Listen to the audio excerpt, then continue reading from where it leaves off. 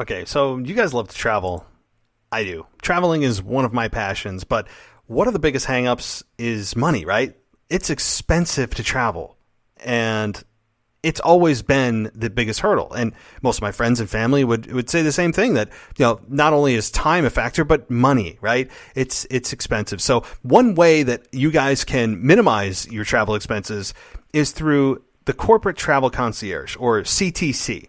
If you go to ctcvacations.com, they will book you at cost. Their goal is to avoid the markup.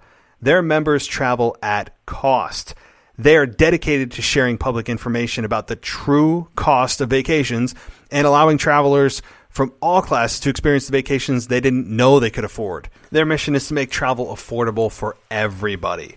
So check out ctcvacations.com, and the next time you're traveling, book with them, because not only is it the most affordable way to take vacations and travel, but 10% of every deal goes to one of 6 charities that benefit police, teachers, nurses, the homeless, hospital, and veterans.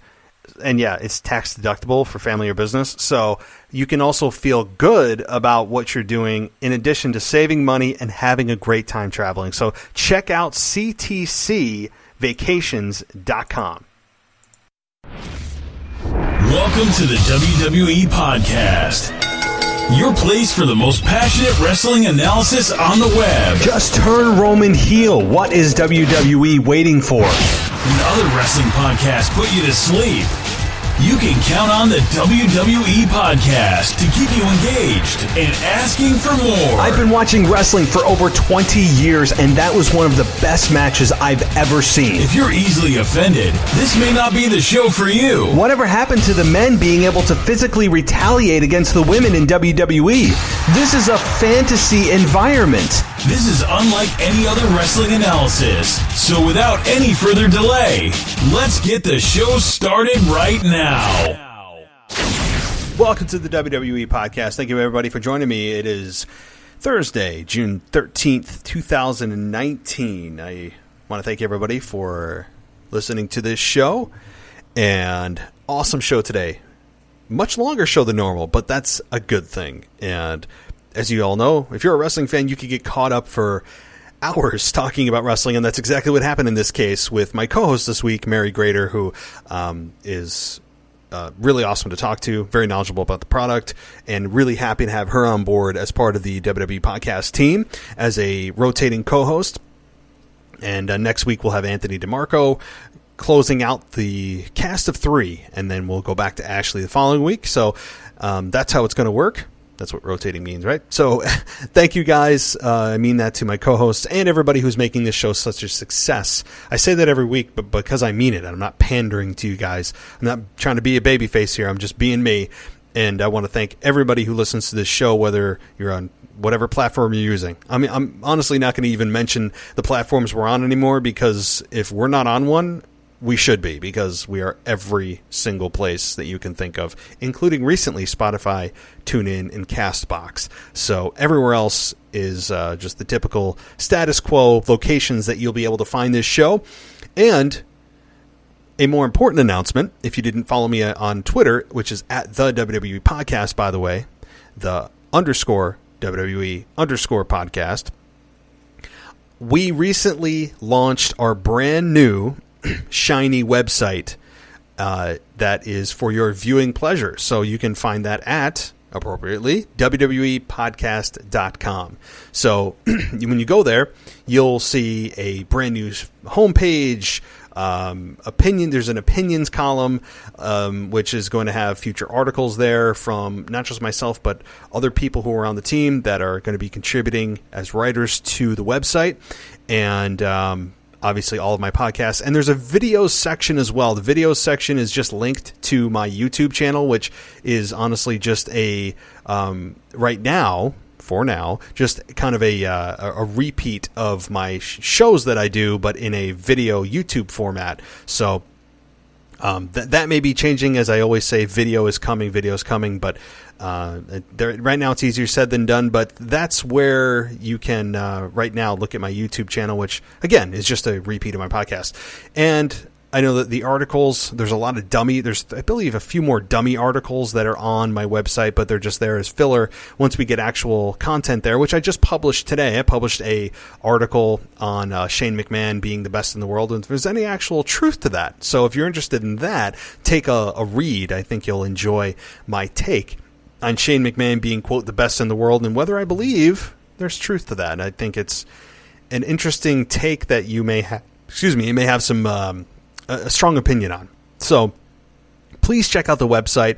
A lot of time was put into it. Money was too. So there's that. So I want to make this a success. I'm driven to make sure that this website's a success, as well as the podcast, which is ultimately the lifeblood of this entire project, is this very podcast you're listening to. I do this because I love it. This is a labor of love that's now starting to bear its fruit. It was a long time in the trenches and cutting my teeth, or whatever analogy you want to use. It takes a lot of time to find your footing and get momentum going in this industry of podcasting, especially when you're in the sports and rec category, and particularly in wrestling. There are just so many. But we're here. We're being we're climbing the charts, and it's because of you guys. So check out the website at WWEpodcast.com. Follow me on Twitter at the WWE Podcast. You guys know all the deals. So, but that's it with the announcements. We're going to get to Mary Grater and myself discussing a lot. Boy, did we discuss a lot. We discussed the Goldberg Undertaker stuff at length. We discussed Dolph Ziggler. We discuss Becky Lynch's descent. A ton of stuff, whether Lacey Evans is deserving. Just so much good stuff. So, again, we're going to take a quick break. And then immediately following that break, we're going to jump right into my conversation with one of the official co-hosts of the WWE podcast, and Mary Grater. So stay right here, because we'll be right back. Okay, so if you guys are a fan of this podcast, and I hope you are if you're listening to it, I have another recommendation for a wrestling podcast out there. It is called the King of Wrestling Podcast. It's the best podcast for all the news coming from New Japan Pro Wrestling and AEW, All Elite Wrestling. And they also talk about Ring of Honor, MLW, and various other independent promotions. You can find them on Spotify, Podbean, Stitcher, and their official website, which is kingofwrestling.podbean.com. That's kingofwrestling.podbean.com.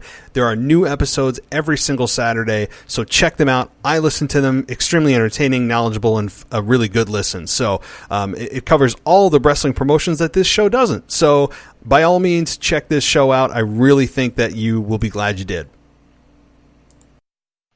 Welcome to the WWE Podcast. This is week number 2 with one of my 3 awesome official co-hosts of the show, Mary Grater. And it's awesome to have her here in an official capacity, being a part of the show. So, Mary, welcome back. I'm really glad that you accepted the offer to be a co-host on this show, and I'm really excited to talk to wrestling with you this week. I'm so excited to be here. I wanted to say thank you so much, Matt, for giving me this opportunity and the realm, I guess, to talk about wrestling, something that I love. And I'm really, really honored that you asked me to be one of your co-hosts. Thank you so much. No, definitely. And, a lot of people tell me this, and everybody I've had on the show, and it's just this recurring theme of whether it's a co-host, a guest, an interview, whatever, that it's therapeutic, that it's like a show that people who don't have friends who are wrestling fans, that they can go to talk wrestling in an intelligent way, and not just those fans that kind of come in and out or have a general idea of what wrestling is. So this is therapeutic for me, truly. I think we all need therapy every week after all. Oh, no, trust me. This is just my wrestling therapy. Like, I need therapy outside of this. So, yeah, that's for sure. So, awesome. Welcome to the show. And so there's a lot we can touch on right now. While it's kind of a bit of a down period after the really awesome and 5-star rated review Super ShowDown in Saudi Arabia, we do have a lot of things to talk about. A lot of it is critiquing, but we honestly do have some good things that are going on, and I want to touch on those as well. But first and foremost, I do want to ask your opinion. While you didn't watch Super ShowDown, I know that you have been keeping up on the reviews, and you have seen some of the comments and opinions from people specifically about Undertaker and Goldberg. And yes, it was a total disaster from any perspective. And so I'll give my thoughts on that. But what did you think from everything that you read?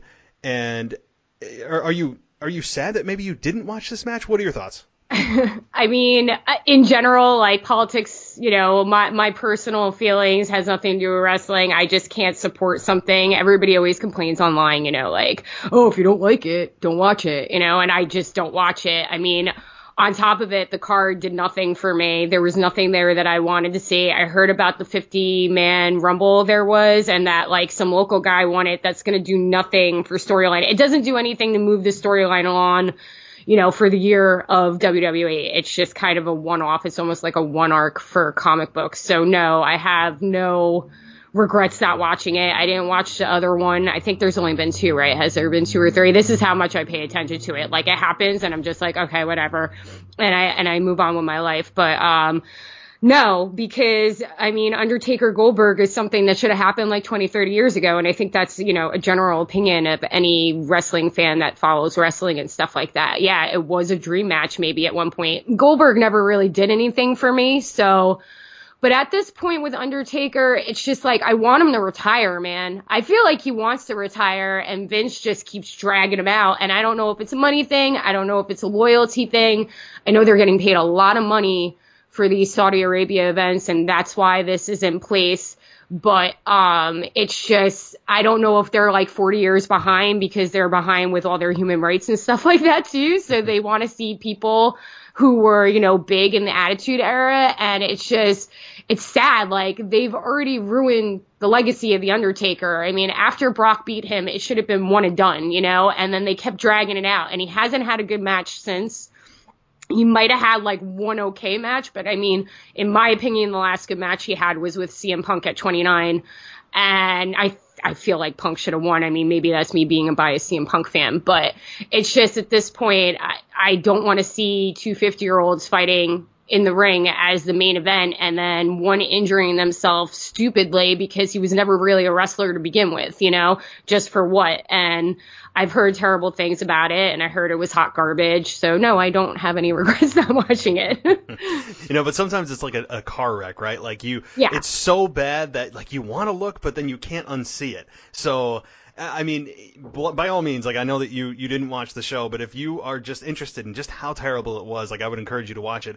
Now, with all of that said, and all of your criticisms are all valid, and I'm not going to argue that. However, I went into this looking at it as the bar is set super low here. Like I understand that they are both 2 50-year-olds. I know that this is not going to be the match quality it could have been 20 years ago.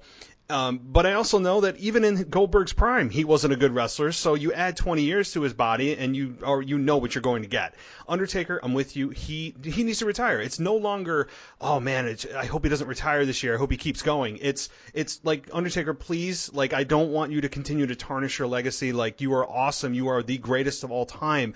It is time for you to ride off in the sunset. It's just that time. And I talked about this last week too, but I think that they're trying to get that even number of 30 years on Undertaker has been taking souls and digging holes or whatever kind of tagline they want to come up with, which I think is what they're going to do at Survivor Series next year, which marks the exact 30-year anniversary of him joining WWE. So I think we probably have at least another year of The Undertaker coming in and out of the WWE spotlight. Yeah, I mean, I understand from a business perspective why they're doing it. I mean, he is, single-handedly probably the biggest attraction the WWE has ever had, including Hulk Hogan. I mean, it's The Undertaker, but I mean, at this point, it's like he comes out and cuts promos and it's painful. Like, it's just, it has totally ruined the mystery that he was, you know what I mean? And I just want him to retire. I want him to be happy. I want him to like hang out with his wife. And like I was saying to you before the show, I want him on his lawn with a shotgun and saying, hey kids, get off my lawn, because that's how I picture the Undertaker being in retirement. I just don't, and I don't want to see him get hurt also. The guy has had massive surgeries. I mean, even on some level, I feel like that about Hulk Hogan, even though I can't stand Hulk Hogan. Like, Hulk Hogan's had a whole bunch of surgeries. Why do I want to see him in the ring and then get hurt? You know what I mean? It's just, it's a risk that's not worth taking. There are plenty of people. I mean, the ongoing argument overall in WWE right now is that they have the most talented roster they have ever had. and their history probably. And they have these guys who can put on these, you know, these amazing matches, and it's time to make somebody else an Undertaker. I don't understand why Vince is so, I mean, Vince is Vince. I mean, we could have a discussion about Vince for hours, but I mean, and everybody's going to be like, oh, well, you know, he signs the papers and he does it. But then it comes down to like, well, is it a loyalty thing? Is he getting like pushed into it? Like, you don't know what goes on behind closed doors.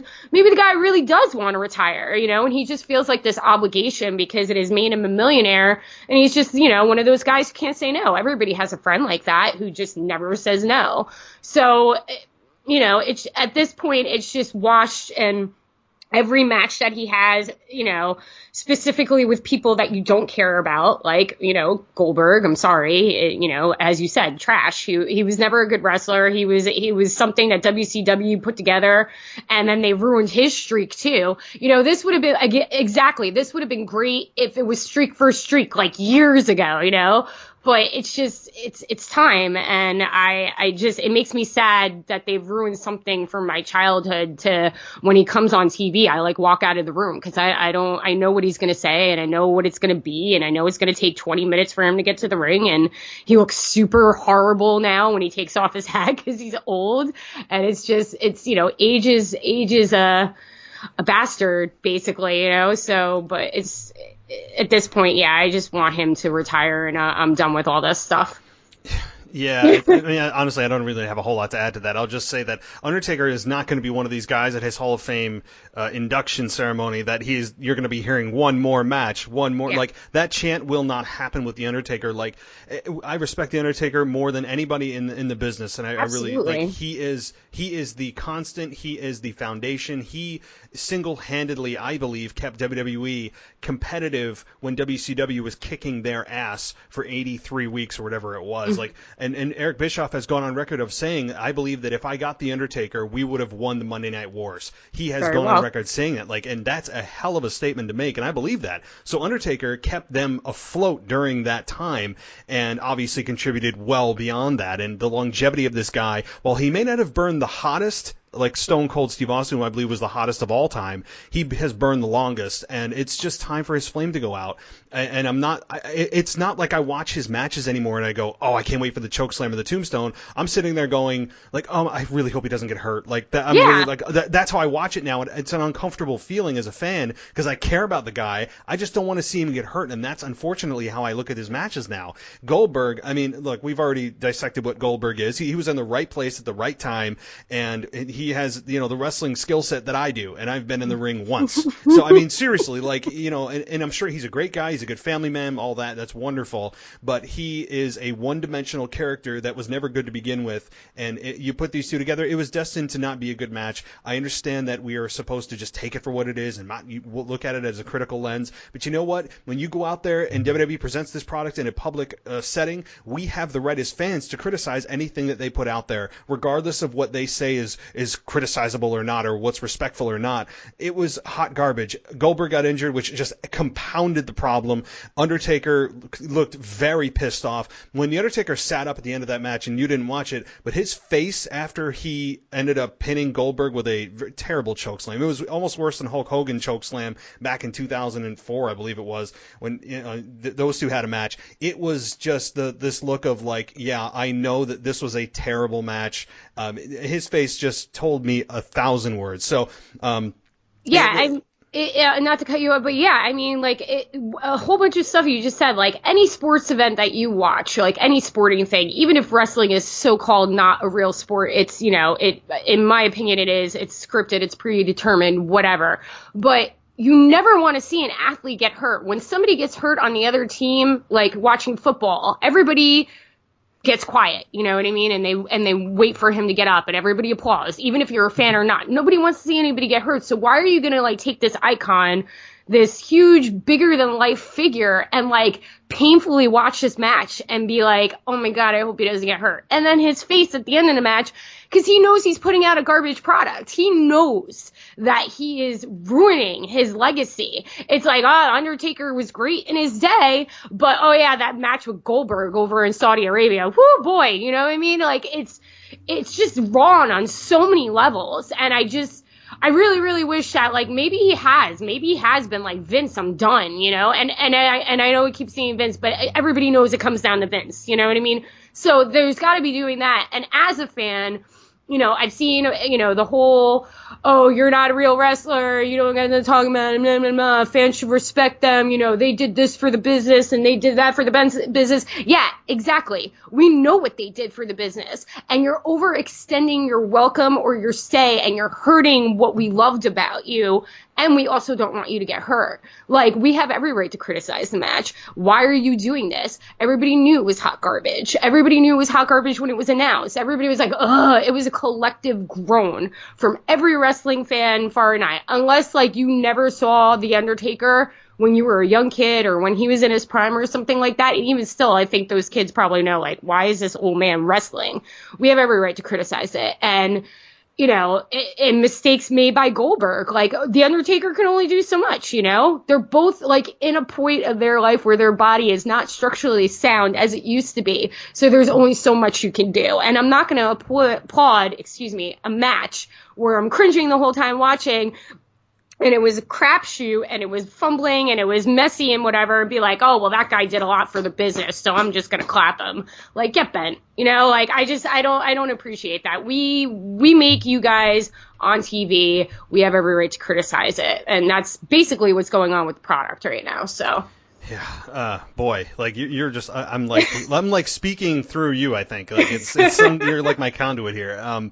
So yeah, you're right. Like, The Undertaker is at the point of the law of diminishing returns, where, like, more is now less. Like, stop, please. Like, I'm like, I don't want to revision, I don't want to restructure how I view your career. And I think it's just exactly what you said, that it's A, loyalty, and B, Vince saying to Mark Calloway, how many zeros could I put on this check for you to say yes to this match? I think that's how these conversations are going at this point. And again, these two have never been in the ring together, which compounds it further. It's the perfect storm to create one of the worst matches of the year. And to say that about The Undertaker is hard for me to say. I mean, but we saw his deterioration in the match with Roman Reigns at WrestleMania 33, and I was there for that match in person. And we just saw a shell of the man that we thought that we have known over the past 25, now almost 30 years. So I'm ready for it to be over. But if clearly Undertaker is not done with his in-ring performances yet. So if Undertaker is going to have another match, and he is, WWE would be smart to at least get a massive long promo or a long duration advertisement for his finale, for his retirement match, even a year out. They need to monetize the last 30 years by saying, hey, here's The Undertaker's last match, here is when it's going to be, and maybe they tell who the opponent is, maybe they don't. But, you know, if they're going to do this hot garbage and continue it, they might as well squeeze every last dollar out of The Undertaker, and I think that they will ultimately do that if they're smart. They're a promotion, they're a business. No, I get that too. I mean, like, you can go back and forth on this about, like, whatever. I mean, they shot themselves in the foot when they had Sting. They should have just done the match. But, you know, Trips had to get his, you know, day in. So it's like, and win the match. Yeah. Yeah. And you don't even know, like, maybe that should be the end match, you know, like, everybody wanted that match. And I don't think Sting can go, but that just proves, like, Sting's old. Like, Sting goes, yeah, I can't wrestle anymore. Or, like, you know, I know that, like, it's different levels of injuries and stuff like that, but you had opportunities to wrap it up in a nice little bow, you know?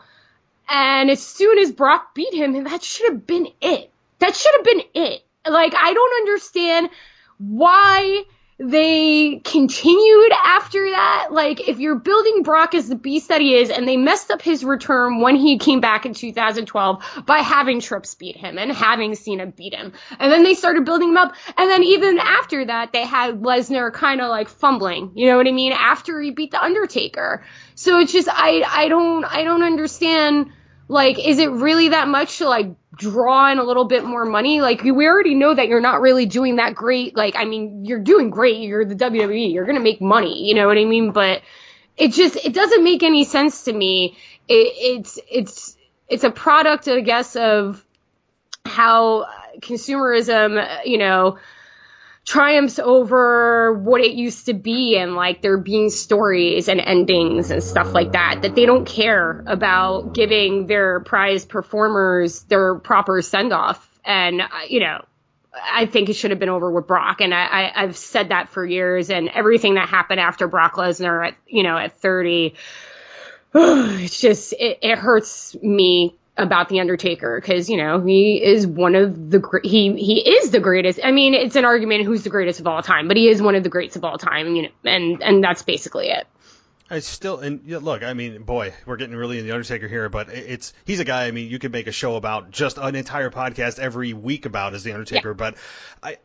But the Undertaker, and this was an idea that I had from actually Jim Ross on his show a number of years ago, probably like 5 years ago or more, who said that this is before the Undertaker even had lost his streak and broken his streak by Brock, was that the Undertaker's last match should be when he loses at WrestleMania.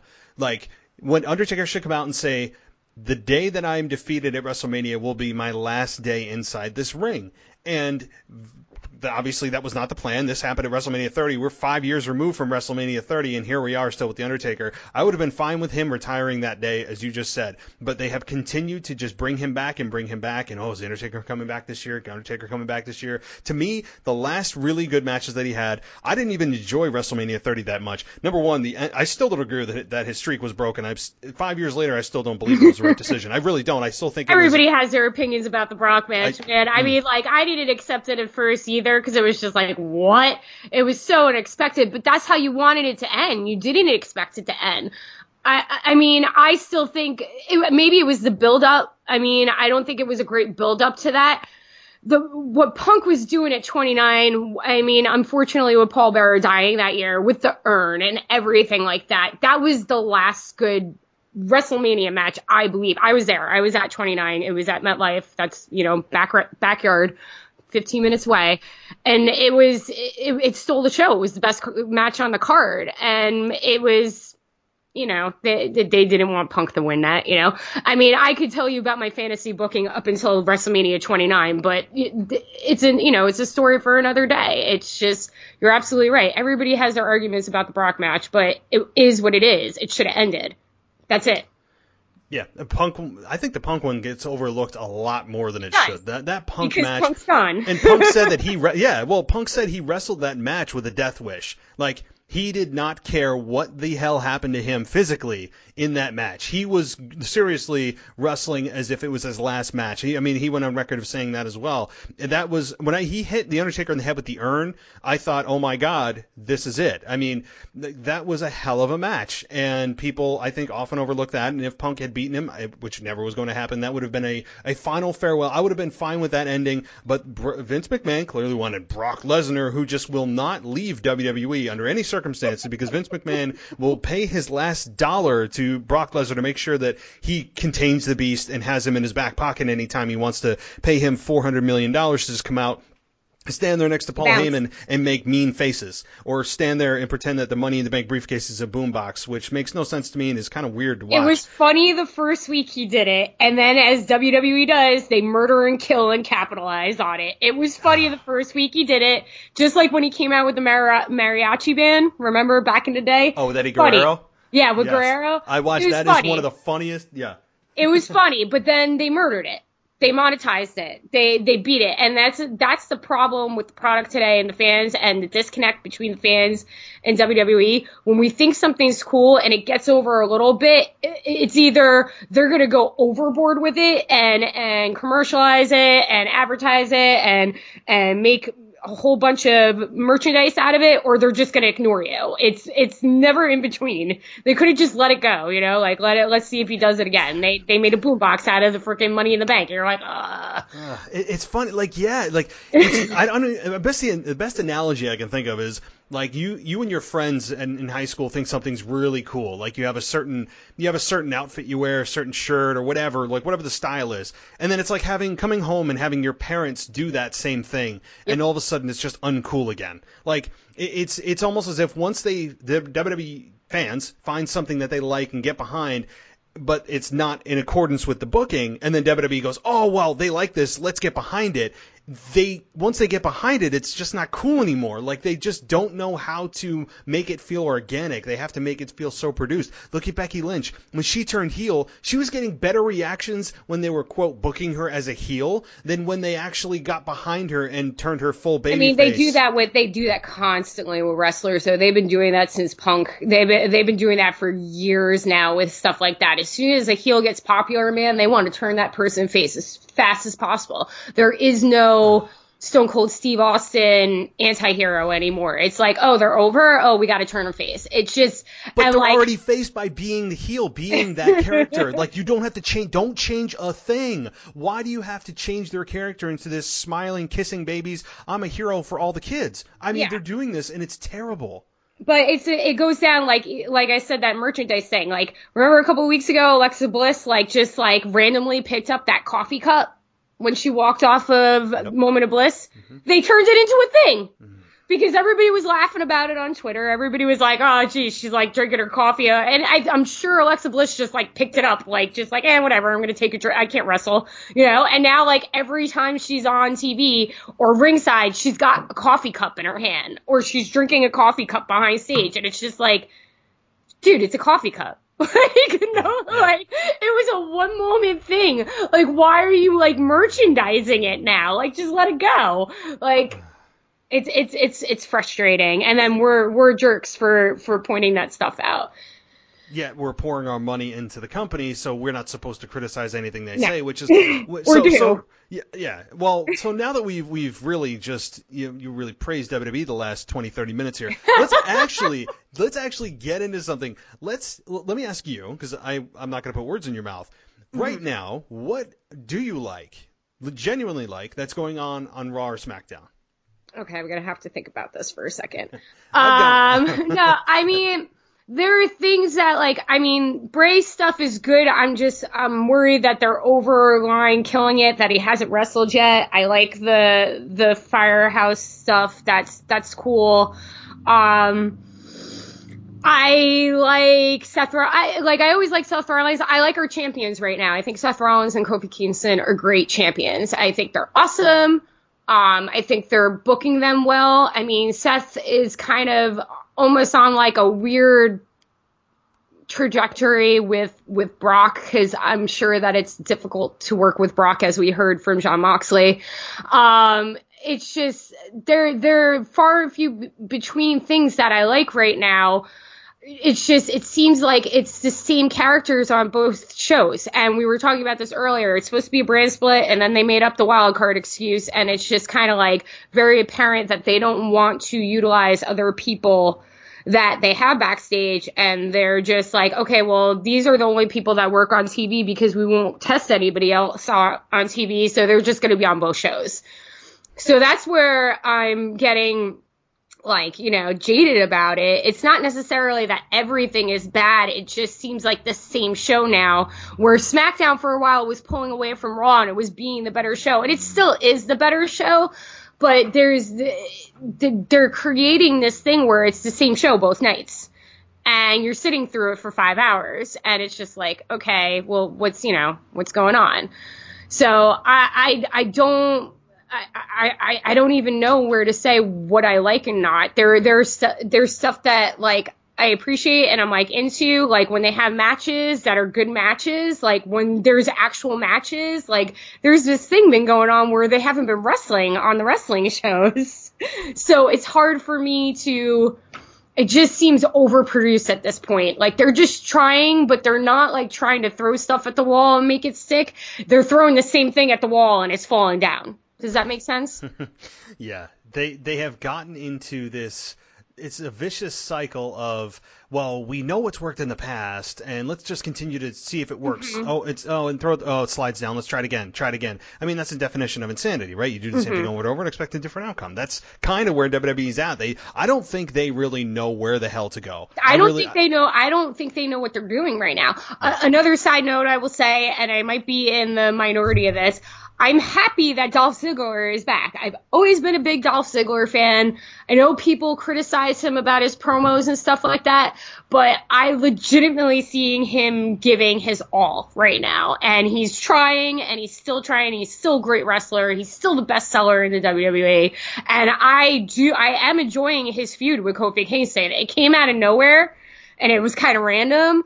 But, like, I like the fact that it's random. And I like the fact that Kofi Kingston hasn't dropped the title yet. So, like, that's something that I do like. I just don't know where it's going to end up. And that worries me. Would I like to see Dolph Ziggler win the title? Hell yes. I think that guy is deserved. He's like a Kofi Kingston. He's deserved it. He's had it, and it's disappeared on him. And it's been bad booking for him. But I love him, and I'm really, really happy that he's back on the scene. There you go. There's my one thing.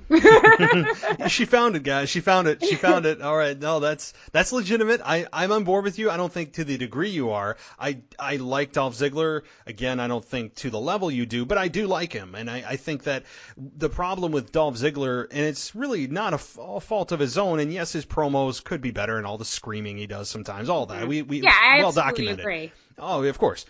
But I think the thing is that he's had a disservice done to him is the booking of his character, where he'll cut a very, very good promo, and then he'll consistently lose, and he'll build up to a program and then lose the big match. Like, his track record of losing, because wins and losses do actually matter, folks, he does not have a great track record with creative backing his character that has otherwise said that, look, I'm going to beat you for this championship or whatever it may be. He has continually lost. So over the years, fans have kind of become apathetic to his character because they know, well, he can talk a good game. He's a great in-ring performer. He can sell the hell out of anybody and make anybody look like $1 million, but at the end of the day, we know he's going to lose. And I think ultimately that has been Dolph's Achilles heel and why fans have not gotten emotionally invested in him.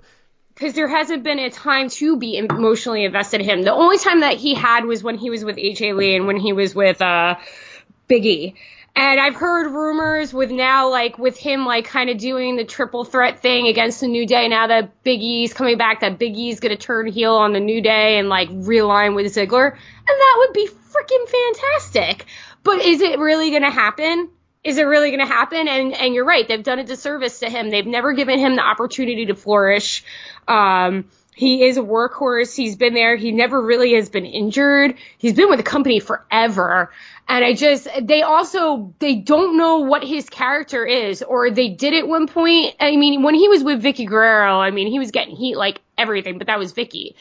But it's just, he's kind of like this lukewarm, I'm a bad guy. Make him a womanizer. Make him something that is straightforward. It's not just kind of I'm angry with the company. Yeah, he is angry with the company, but it feels like there's no direction behind it, and people don't get invested in him. They look at him as a glorified jobber because he does sell so well, and it's unfortunate because I really do think that if he had time to flourish, and is like any wrestler, when they don't have the time to practice, you can't figure out where they're going or if they have the potential or the potential is going to bloom. Look at AJ Styles. AJ Styles came in. Everybody thought that he wasn't going to succeed in WWE, which I thought was BS. I mean, AJ Styles at the time was the only known wrestler outside of WWE, and he was still iffy on the mic. But they gave him the time, man, and since he has been in WWE, has grown amazingly on the mic. He's good now. Unless he's got a poor program that he's booked in, and specifically as a heel, he has just flourished on the mic, but he's had the time to grow. And that's the problem. They don't give people time to grow. It's either you're over, you get this over, or you're cut the next week. And unless they have their favorites, that's my opinion. Yeah, well said. I mean, look, Dolph Ziggler is a guy that is, when we look back, we're going to always wonder what Dolph Ziggler could have been. And now, he does not have an identity. And he ever really ever had an identity. He never really had one. He never did. He's still the same character that he was 15 years ago after, all the, the Spirit Squad and stuff like that. He's still the same guy, but, it's not extremes now. Now he's just kind of this muddled version of himself. because he doesn't have any direction. It was like, oh, he was a face. Oh, he's a heel. Oh, he's a face. Oh, he's a heel. Like I've said this on the last time on the show. If you're a heel, there's some people that are just booked to be a heel. Like Kevin Owens should never be a face. CM Punk should have never been a face. Dolph Ziggler, I feel, should never be a face. He should be a heel, but they never define what kind of heel he was. I always viewed him very much, and he was doing with the pants and stuff like a Shawn Michaels womanizer kind of chick guy thing for a while. You know what I mean? So that's where I would have went with him, but they PG, so they don't really do things like that anymore. Well, they better pull the trigger fast on Dolph. I mean, he's not getting any younger. I think that he's still in his prime. I think he's still in his prime, but he's on the back nine of his prime. I mean, I think that he's not going to get any better. I think that this is where and the most that you'll get out of Dolph Ziggler, which is a hell of a lot. I mean, that's not a slap in the face. Dolph Ziggler right now still has a hell of a lot to offer. I just hope they've pulled the trigger. They need to find something for him that you can sink your teeth into. Don't give us gray. Give us black or white.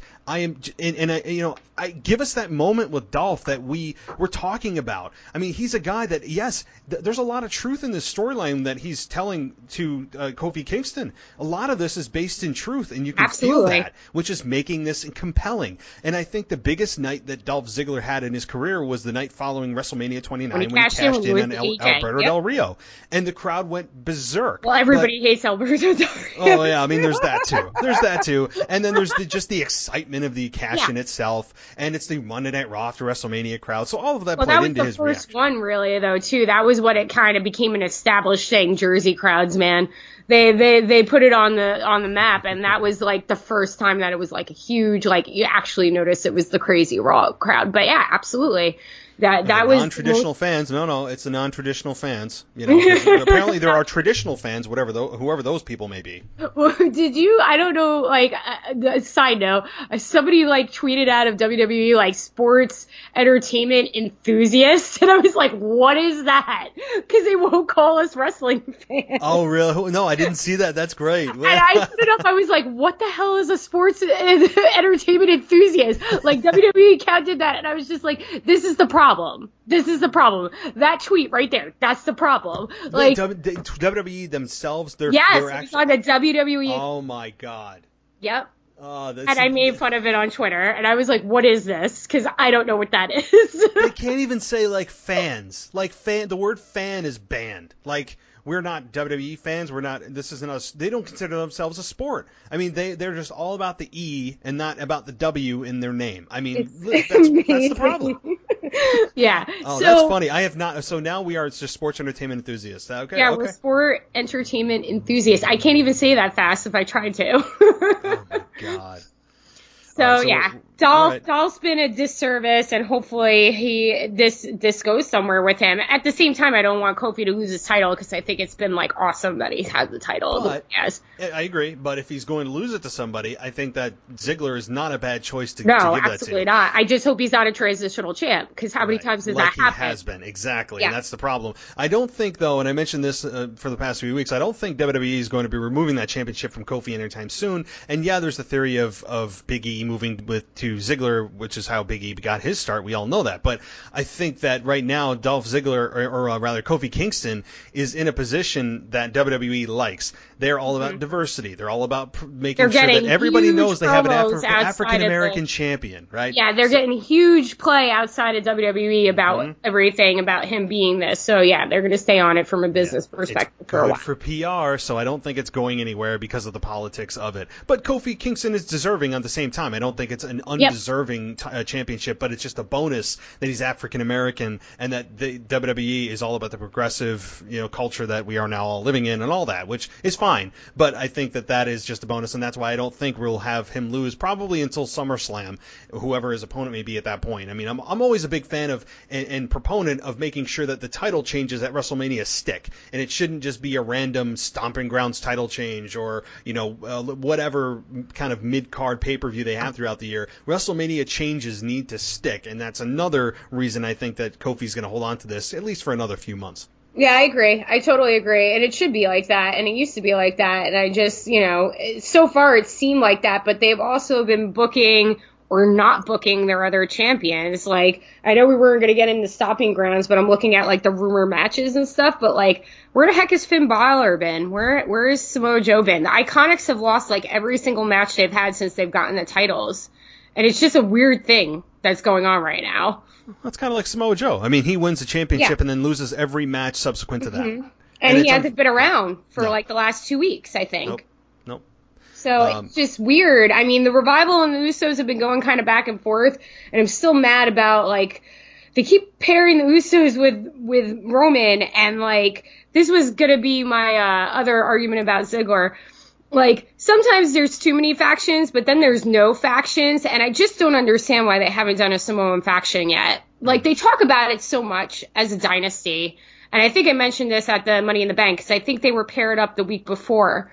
But it's just like, do it. I don't care if they're face or they're heel. Do it. It creates something different. Dolph Ziggler would be an amazing leader of a faction. That was what I was going back to. You don't know what to do with his character. He's kind of muddled. He's Dolph Ziggler. Have him start a faction again. Like, when he was with Big E and AJ Lee, it was good, you know? So why can't we have, like, old school, like, 4 or 5 people in a faction? Like, imagine having a Samoan, like, faction of the Usos, Samoa Joe, and Roman Reigns, even though Samoa Joe's not related to them. Like, it would be incredible. They would be unstoppable.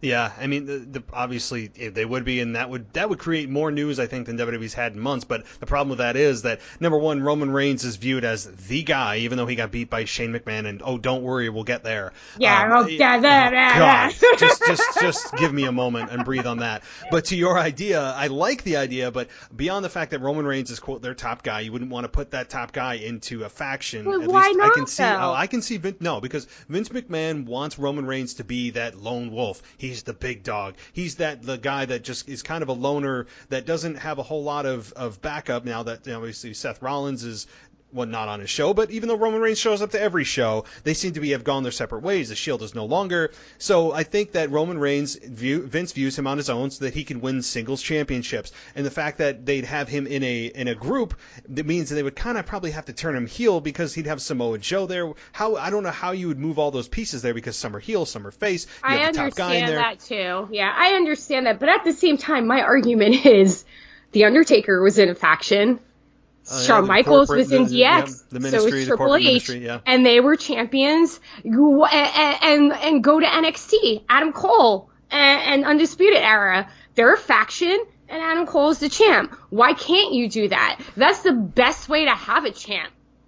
But as a heel, it's a great way because you have lackeys to take the beating and do the dirty work while you come in and scoop up the win. I mean, look at what Shane's doing right now. Ruining this Roman Reigns heel thing for me, man. Well, trust me. Look, I want Roman to be heel. Like, I'm just going on the premise that WWE is never, ever, ever going to do it. So, but I am all for it, but I don't think they'll do it because don't even bring it up, guys. Roman is staying babyface for his entire career. I mean, I think that's what they're doing. So I'm all for it, but I just think that. I mean, they could still do it even if it's just the Usos and Roman Reigns as a face heel, faction. They could do it. And the Bloodline. The Bloodline, which is amazing. It's a great name. I love the name. It's awesome. And I'm like, it's like the first time that, like, and I've always liked the Usos. I've never been like wishy-washy about them. They've just always been there. And I mentioned this last podcast. I really like since they changed their whole thing from the Samoan tribe stuff.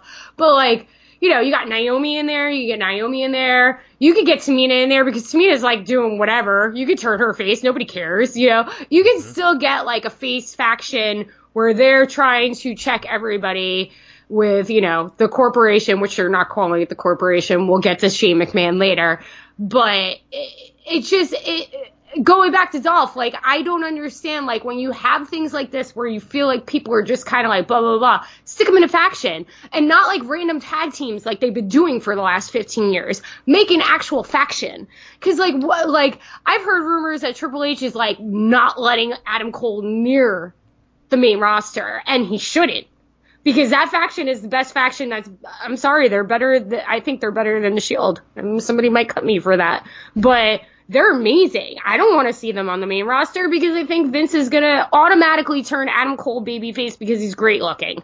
You know, like, that's just, It's such a It's a Vince McMahonism. I mean, that's just unfortunately, and the whole Jon Moxley interview just shed so much light and confirmed everything. Right. I mean, both interviews, we heard them all, were just confirmed everything that everyone already believed and then some.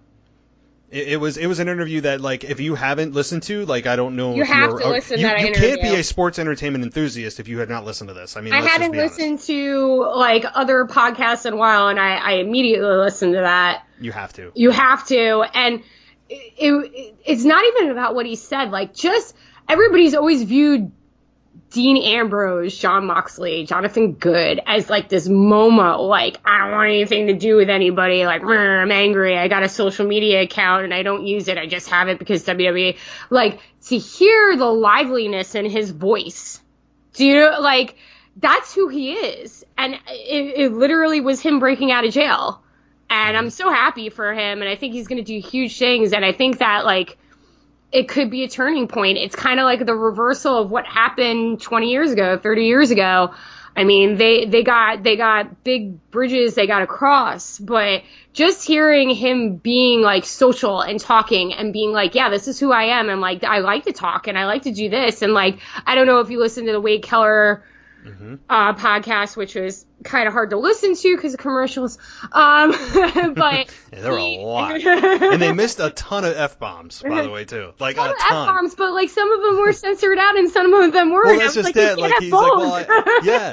He's like, well, I have an uncensored version and a censored version, and I'm sitting there like, and I'm like, this is supposed to be the censored version, and there was, like, I counted 15 or 16. But, like, he would curse, and then it would be bleeped out, like, 5 seconds later, and I was like, your editor is horrible. Like, you can't, like, just bleep them all out or leave them all in. There's one or the other. But, like, just hear, like, him talking about, I just lost my train of thought, but him just being alive, like, it just felt like he was dead. Like, he was dead, and it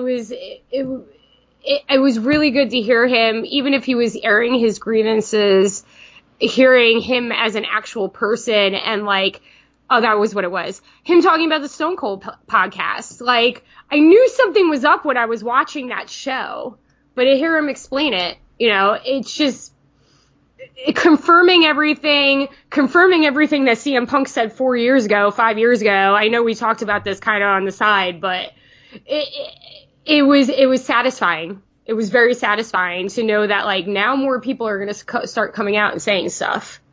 But, and you watched that Stone Cold podcast live as I did. It was so uncomfortable to watch. Yeah. Like, Dean, and I'm like, what is going on? Like, why is Dean being such a, like, he came off kind of, like, reserved. Oh, yeah. And like, I'm like, Dean, like, what, like, give Stone Cold something to talk about. And Stone Cold's trying to pry it out of him, and Dean's kind of being sheltered. But, in retrospect, it totally makes sense because Dean is on the WWE network. He's still employed by the company.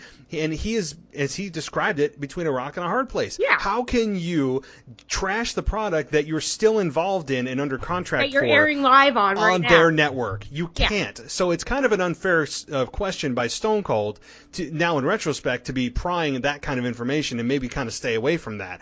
But when you first watched it, even watching it now, it's like super uncomfortable. Super uncomfortable, and, like, Stone Cold could do whatever the hell he wants. Like, it's and he had validation saying, like, you know, Stone Cold's like, oh, well, why don't you guys step up, blah blah blah. It is not 1996. They are under a structured thing. They are under a regime. You know, Stone Cold could still walk in there and do whatever you want. But, like, at the same time, why isn't Stone Cold on the product very much? Because they will censor him. And you can't have Stone Cold in the era that they are in now. You know, if they let him go, then I'm sure Stone Cold would be doing guest spots. I'm sure Stone Cold would be GM of Raw right now if they would let Stone Cold be Stone Cold. But they won't. And that's what it comes down to. And that whole podcast of Mox just laying it down on the line. And I didn't think he came off like a dick at all. Everybody always said that Punk came off like, oh, Punk's Punk. I mean, he's got a worse attitude than Jon Moxley, but you actually saw that Jon Moxley wasn't like that. He was just like, this is how it is and this is how it is. And he's talking to Chris Jericho, who's, you know, a WWE guy who has now left the company too. That speaks volumes also. and there are so many parallels too, and I mentioned this before, parallels between the Punk podcast, which I didn't think he even came off with. That was, to me, like one of the groundbreaking things that Punk ever did. To me, even bigger than the pipe bomb he dropped in Vegas in 2011. Like, that podcast that he gave with Colt Cabana was one of the best podcasts I've ever heard in my life, and one of the most insightful. And Jon Moxley has, I think, reached that level that Punk did back in 2011. I mean, obviously 8 years removed, but it is that same exact, and honestly, like, there are so many things that each guy said that are just validates each other, that this place has not changed in 8 years. If not, it's gotten worse. And you had Dustin Runnels compare it to a prison. You've had guys backstage say that they can't wait to leave and their contract's up so they can do what Jon Moxley's done. I mean, like, Jon Moxley has, I guarantee you've had guys and gals in the back who are just dying and sitting there shaking their heads going, yes, thank you, Jon Moxley. Thank you, Dean. Thank you, Jonathan, whatever, for saying, like, this is exactly how it feels. And they're probably applauding that podcast for what Jon Moxley has done and exposed the product in prison for what it is, and creatively stifling these guys and gals when they want them to be actors and they're actually wrestlers, and they are athletes and they're trying to make them actors. And unfortunately, when you do that, you kill the passion. As Jon Moxley said many times, he is a massive wrestling fan. He loves wrestling, and WWE sucked that passion from him. Yeah, I mean, I could go on about this for hours, but, like, I was always, when Punk left in 2014, obviously I was heartbroken, but everybody turned on him, man. And I was like, he's validated. Like, I don't care that you have a contract. If you are in a place that you are not comfortable and, like, you can't freaking deal with it, you leave. You leave. And Jon Moxley might have done the bigger thing and waited out his contract and, like, thought about his wife. Punk maybe not, but maybe he did. The difference is they're two different people and people react to things differently. But Jon Moxley just validated everything that CM Punk said 5 years ago. Everything. Do they have different opinions or attitudes about it? Absolutely. But, like, Punk didn't really get into the stuff with Vince. Like, you don't know that Punk was doing the same things that Dean Ambrose, Jon Moxley was doing, going backstage and being like, hey, I can't do this. Hey, I can't do this, and getting shot down. Because Punk has gone on record that, like, he doesn't have a problem with Vince McMahon, but you don't know that he wasn't doing the same exact things that Dean was doing. And it just, he thought it out. But people have different thresholds too, you know? Like, some people get, if you look at the thing, Dean Ambrose went out on an injury. He took longer to cut back than he was, you know, and he was chomping at the bit to get back, you know, and he came back and it was the same crap, different day. And Punk wanted to leave in 2011 and Vince was like, no, I'll give you this. And no, because in 2011, they had nobody else. They had nobody. The product, that is when I started watching again, 2012, was absolute hot garbage. So of course he was going to give Punk everything. So that was his second shot. When Dean came back from injury, that was his second shot. And it just exploded in different ways. Now, Punk apparently was very sick and he had an infection that was getting undiagnosed and he was wrestling and stuff. Dean wasn't at that point when he left, you know? So you can't, it's apples and oranges. You can't, like, say, like, oh, well, Dean Ambrose did the right thing and let out his contract. What's to say if Dean got, like, super hurt or had an infection in his back, he wouldn't have told him to go F themselves? Who's to say that? Nobody can say that. Does Punk come off like a dick? Yeah, he comes off like a dick. So does Dean Ambrose sometimes. They're very similar with their personalities and my thing, but they're very similar in their passions for wrestling. And the difference is that CM Punk, they murdered his love for wrestling. That's why he hasn't been around. They murdered it. They made him hate it because it was just like he had nowhere else to go. Think about if Punk would have left in 2014 if AEW was a thing. Do you think that Punk would have actually freaking left the radar? Do you think he would have actually went to UFC? And now rumors are swirling, man. I think it's a long shot, but I would not take it off the card of CM Punk showing up in AEW. That was my question next to you. So you took it away from me, but yeah, do you think, I mean, like, so I know it's a long shot, but what's your call? Do you think we'll ever see CM Punk in AEW? I was talking about my coworkers with this the other day, or a couple weeks, as soon as the Moxley podcast dropped, and he was like, oh, Punk's showing up in Chicago, Punk's showing up in Chicago. And I was just like, because it's Chicago? And he was like, well, yeah. And I was like, yeah, but that's benefiting the company. Do you understand that's a product? Punk does his stuff on his own terms. That's too obvious for him, right? Even if he's been gone for 6 years, why would he show up in Chicago? Everybody's waiting for it. Everybody was waiting for it last year in Chicago, and it wasn't even on the table, you know. And then he did a podcast or an interview and said, nobody contacted me. Nobody contacted me. Now there's rumors coming out that he's been contacted and stuff like that. There's also been rumors with AJ Lee coming out of retirement, which I don't think is going to happen. But as far as Punk goes, again, I think it's a long shot. And if he is going to end up somewhere, he is going to end up in AEW. I just don't think it's going to be anytime soon. He's going to wait because Punk loves an entrance. He's not going to just show up in Chicago at the next pay-per-view when this federation has just started. It's brand new. And yeah, it's got all this talk and stuff like that.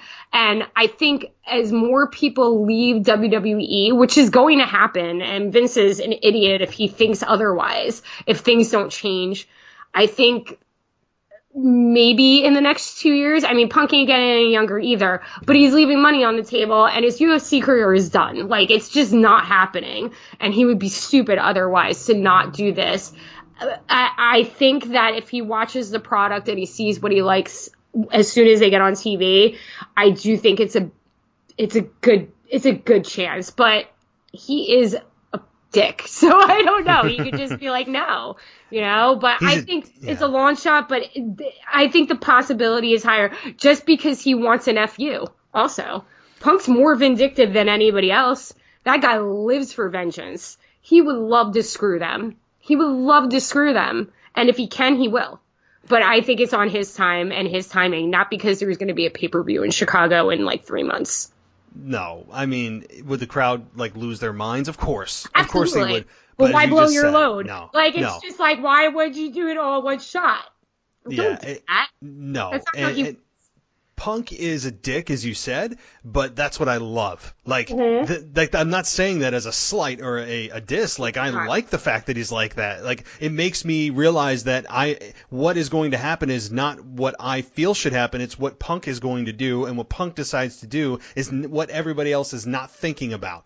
And that's what I like about Punk. He's an evil genius. He's vindictive, but these are all things that, like, I love. It's like when Eddie Guerrero was promoting lying, cheating, and stealing. I mean, but he did it in such a way that it was almost kind of I don't know, a way that was very attractive in the way that he promoted it. And so CM Punk is somewhat the same way, but he's genuinely like that as a person, and that's what draws me to him, because you never know what he's going to do. He's one of the best promo guys ever in the business once he was able to, ever, because he just speaks what he feels, and obviously with AEW's structure of creative and all of that, he would have nobody telling him what to say. There'd be no writers telling him what to say. He shows up there, he's going to run the show. Like, that's the other thing, though, too. You gotta think about it in terms like that. Like, go back to when Punk was doing SES and he was writing scripts for SmackDown and he was doing commentary and stuff like that. Like you said, he's an evil genius. Everybody can sit there and bash him or whatever and try to erase him from books or whatever. That guy kept that company afloat when John Cena was doing it with the kids, but he was keeping it afloat for everybody else who wasn't a child. And he is a mind for the business, and he's one of the best on the mic, and that's natural. He's always been good on the mic, even when he was in his indies. Like, I have DVDs of him being on the indies. I watched all that stuff when I got back into wrestling. That guy was the only reason I started tuning into WWE again when I started watching it after I stopped watching it for a while. So yeah, it's on his terms. If he shows up there, he's going to not run the joint, but they're going to let him go. They are going to let him go because they're going to know his history, and that is when I think WWE needs to worry. And if Daniel Bryan gets sick of shit, excuse my language, crap too, he's going to jump too, and he's going to go over there. Could you imagine a company that had CM Punk, Daniel Bryan, and Jon Moxley on the same card? Like, unfiltered, yes. Yep. No restrictions. Take the handcuffs off, take the shackles off, and let them just be who they want to be. And CM Punk, imagine the news feed, imagine Twitter, imagine social media, imagine just all the news outlets, social websites, everything exploding that next day when CM Punk returns to professional wrestling and it's AEW. I mean, imagine that day, because it's coming. I believe it's coming. I just don't know when. I do too. I just don't know when. And again, it's a long shot. But I feel like if he showed back up, it would be on TV too. I don't think it would be on a pay-per-view. I think he would show up on a TV show.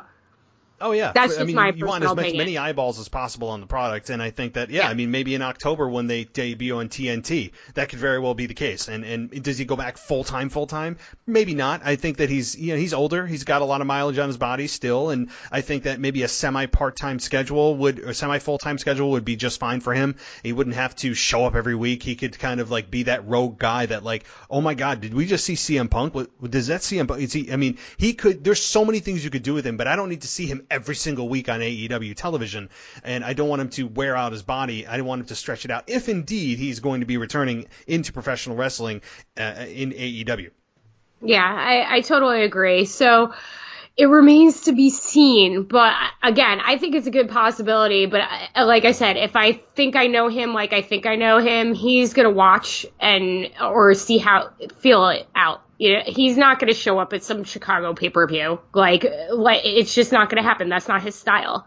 Like, Punk wants to make an impact wherever he goes, just like he did in UFC, even though it was terrible.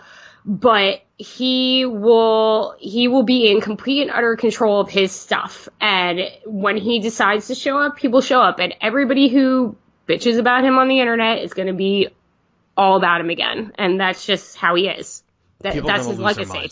I can't wait. People are going to lose their minds, and I can't wait. I'm looking forward to it because I know what Punk is capable of. And is WWE probably still interested in him? I'm sure WWE has put feelers out there, but he's never going back to WWE.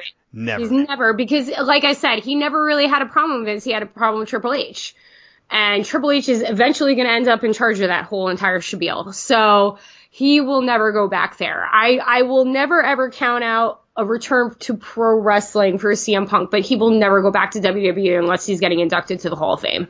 Or it's a one-off WrestleMania deal. I mean, he will never go back there full-time. And people have been speculating since Shane McMahon has been taking this best in the world moniker that, CM, that's a setup for CM Punk. They know CM Punk. Yeah, no, it's not. It's not. It's not. I think it's a shot, actually, though, too. I don't think it has anything to do with Punk coming back. I think it's just a shot at CM Punk. Like, that's just because that's stuff that they do. Like, who's Shane McMahon's best in the world? We need to get into Shane McMahon being the top heel right now, because it's just... Yeah, so kind of a good segue. So before I give my thoughts, what are yours? I love Shane McMahon. I just don't know what they're doing right now. I don't understand why he's the guy. Like, he has Drew McIntyre as his muscle. Shouldn't it be reversed? Shouldn't Drew McIntyre be the heel and Shane McMahon is like his manager or has the corporation behind him or whatever? You know what I'm saying? It just doesn't make sense. Like, it goes, Super ShowDown, whatever. This whole thing where Roman Reigns loses. Roman Reigns never loses. And he loses to Shane McMahon. And I also feel like Shane McMahon is probably super uncomfortable with all this stuff too behind the scenes. Like, I'm sure he's just like, why am I doing this? Because he seems like a put together guy and he's not like going senile, crazy, Alzheimer's, 75 years old, cough, cough. But I don't understand. You got Drew McIntyre and you have Elias. That's fine. You want to form like a little security for like the McMahon family. Great. Drew McIntyre was your chosen one. The guy's a beast. He's bigger than he was when he was first there. He's matured. He's an absolute animal in the ring. He's believable as destroying you. So why isn't he in Shane McMahon's place and have Shane McMahon running interference on the outside? I don't understand it. You? Yeah. So now, look, I could destroy Shane McMahon and the thing is though, this is nothing new, right? Like, Shane McMahon has been at least in the WWE's eyes and creative, able to go toe-to-toe with any of the wrestlers ever. I mean, like, anybody. I mean, think about it. Kane. Think of the match they had at Unforgiven with the ambulance match they had. Big Show, Test, AJ Styles, Undertaker more recently. They were competitive matches. Why are they competitive matches? They should be a no contest for a 50-year-old man that comes in, especially after being away from WWE for 7 years, and comes in and takes on The Undertaker at Hell in a Cell, the best of all time, and goes toe-to-toe with The Undertaker is beyond me. The only conclusion I can come up with is look at Shane's last name, and that is the only reason that we have a competitive guy that should be nowhere near on the level of these world-class athletes as presented in WWE. But do you, like, not to cut you off, but do you actually think that, like, it's him, or do you think it's his father? Because I don't think it's him. I think it's his father. And that was where I'm headed. I don't think it's Shane at all. I think Shane, like, again, I don't have a problem with Shane being in the big heel faction or whatever, being a dominant figure on Raw or SmackDown or whatever, working within the McMahon family. You know what I mean? Like, when they came back in December and was like, oh, we're taking back the show, and like the McMahons are around, and that's fine. I don't have a problem with that. I have a problem with Shane McMahon being on every segment, like 3 segments a night on both shows, and cutting a promo, and then like doing these stupid matches where he pins the guy in the 3rd match, but having Drew McIntyre taking him out. Like, why isn't it Drew McIntyre is taking out all these guys, and he's accompanied by Shane McMahon, and Shane McMahon is doing McMahonigans around the ring? Like, and if you want to have him in a match every now and then, like, yeah, sure, fine. I understand. Shane's always been a spectacle. He always has been. That's his gig. He's never been a professional wrestler, but he has kind of been. But there's no reason why Drew McIntyre, mid-30s? Some mid-30 beast who has every star appeal and a superstar product as a heel, and has been dubbed the chosen one, like, by Vince McMahon. Why is he not doing with me? Like, why aren't the roles reversed? I just don't understand it. And I don't think it's Shane McMahon going, book me, book me, book me. I don't think it. I don't think it for 2 seconds. I think Vince is Vince is the end all be all. I think Vince McMahon is the culprit behind this. He's the guy who makes the calls, and that is Vince McMahon, I think, favoring his son. And there's no other way to put that. But it's got to be uncomfortable for Shane, though, if he doesn't want to do it. You know what I mean? Because I really don't think that Shane's like walking up to his father going, hey, put me in, you know? But I also don't think that he probably knows where Shane stands, but he probably makes a case to Shane, well, this is good for the long term. Yeah. Look what you're doing with it. I mean, like, you could see Vince McMahon talking Shane into this. I mean, think about this. This past year, Shane McMahon was the sole survivor on his team at Survivor Series. Shane McMahon outlasts all of these world-class athletes. Shane McMahon wins the Best in the World Cup or whatever. They're actually labeling this as, it's not Crown Jewel anymore, it's the Best in the World pay-per-view, apparently, according to The Miz. I mean, so, like, you look at this. Shane McMahon beat Roman Reigns. Shane McMahon beat The Miz twice. Like, Shane McMahon is undefeated over the last few months against these guys that are supposedly the best in the world, no pun intended. And it just makes no sense. Now, with all of that said and all that against Shane and the booking of Shane McMahon, which I detest that, I do like the fact that they have turned Shane heel. Shane heel is a much better Shane. Absolutely. I don't need, and I'm glad they did it. Everybody got to cheer Shane when he came back after 7 years. Yay, Shane's back. And then the bloom came off the rose, and it was the right time to turn him. And it was a perfect time, using the Best in the World Cup as a way for him to just throw it in everybody's face that he is the best in the world. And I totally agree with that. And I think Shane, while she should not be the focal point of WWE, is one of the best heels right now. Like, and I wrote this article earlier today and posted it on the site. Like, I think that Shane McMahon is doing a very good job as a heel.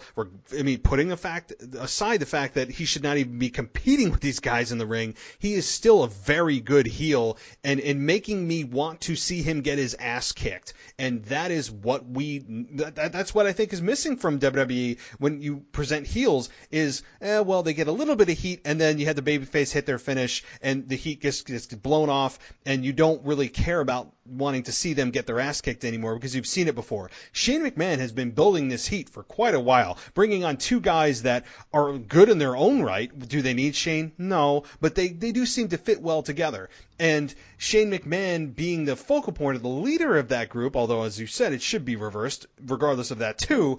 Right now, Shane McMahon, I want to see somebody beat the holy hell out of him, and I don't know who that's going to be because Roman Reigns didn't show up this week and just kind of went backstage and tucked the tail between his legs, and we didn't see him again, which made no sense either. But Shane McMahon is continually winning matches, and he is what? I went the stats. He's like 4-0 over his last 4 matches. So I like Shane McMahon right now as a heel, regardless of all the stuff that we just mentioned. I mean, I get everything you're saying. I just don't understand the logic in it because he's a great heel and he gets good heat and he's being super annoying and all that stuff. They're showcasing him. He's the top heel in the company right now as a competitor. There's a difference between being a top heel as a mic person or commentator. Like, it just doesn't make sense to me. And I think they're doing a disservice to Drew McIntyre and Elias. Like, you're right. They all look great together. I think it's a great group. I just wish it would switch. Like, I want Shane to be like a Bobby Heenan or something like that, or a Paul Heyman. Like, he can fight every now and then, but it just shouldn't. It's bizarre to me that he's undefeated, and you just, like, listed all his accolades and stuff like that. I don't. There's something that doesn't compute. So when he comes on, even though he's being great and he's being annoying and he's being the heel, and that's what you want out of a heel, I'm just kind of like, oh man, like, I want to see, like, Drew McIntyre, like, not get, like, the leftovers. It's like, oh, he just puts Drew McIntyre in a match. He should be coming out there with Drew McIntyre and Elias. They should be having focused single matches. Shane McMahon should be accompanying them and going on the mic then, and then beating them up afterwards. After Drew McIntyre, they're doing it in such a reverse way. They're doing it, but they're not doing it. Does that make sense? They are. I mean, they're doing it. They're giving him the heat, but in the wrong role. So, like, as you just said, like, he could be a hell of a manager and take bumps, and he obviously can take bumps. He is still in very good shape for being 49 years old. Yeah. I mean, that's not the argument. But as you said, the problem is he's the focal point. I think we both can agree on that him being the focal point heel doesn't make sense. He should be kind of the sidekick heel that is the mouthpiece, gets his cheap shots in, and the muscle for, like, I'm not trying to use the corporation or whatever the term they were using with Daniel Bryan and stuff like that, but being the muscle for them. That's who they should be, but they should be the people who are that you got to go through. It shouldn't be like this roundabout thing where Shane does a promo in the ring and then tells this person he's going to fight him, and then he's got to go through this person and this person. No, they should come out. Drew McIntyre has a match with Roman Reigns. That's it. And if then Drew McIntyre wins, which he should, then McMahon, kicks him in the head a couple times. It's just a backward way that they're doing it. They're doing it right. But it's the way they're doing it is getting bad feedback. Does that make sense? They're doing so, like, yeah, the formula's right. The problem is they have the two people that should be in opposite roles in the opposite roles. So, like, I know what you're saying. So, like, they do have the formula that's correct to get heat. The problem is that Drew and Shane should be reversed. Yes. And I think that's ultimately going to be, as you said, it's hurting Drew because Drew's the future. Shane McMahon is not the future. Shane McMahon should be the heater, but he should not be the guy that's going to be the future of this company. And he's not. So why they're focusing on him on a weekly basis on both shows every week for a month now? Multiple times a night, though. It's not even one time a night. It's multiple times a night. It's like, if you wanted to have, like, one Shane, promo, vignette, whatever, and then have one Steph one, okay, fine. But, like, you're, like, dragging Shane out there, like, 2 or 3 times a night. At least it seems like it has been to me. Maybe I'm just, like, meshing everything in my mind. But it's just weird. And it's so long. Like, it was Raw 2 weeks ago. It wasn't this past week. It was 2 weeks ago. First hour, they didn't have a match until the last 10 minutes. Yeah. It's just... there was like 45 minutes of not... Yeah. It's just, I don't understand. Like, why don't you just have Drew McIntyre come out for the first freaking match and kick the crap out of somebody? Anybody. It doesn't necessarily have to be Roman Reigns. But why does the feud have to run through Shane also? That's maybe more the thing. It's not that the formula is wrong. It's like, why is Roman Reigns or The Miz feuding with Shane McMahon? Why aren't they feuding with Drew McIntyre and then Shane McMahon as a side piece? Like, I got, like, the whole thing with The Miz, and it was great, but the payoff was crap.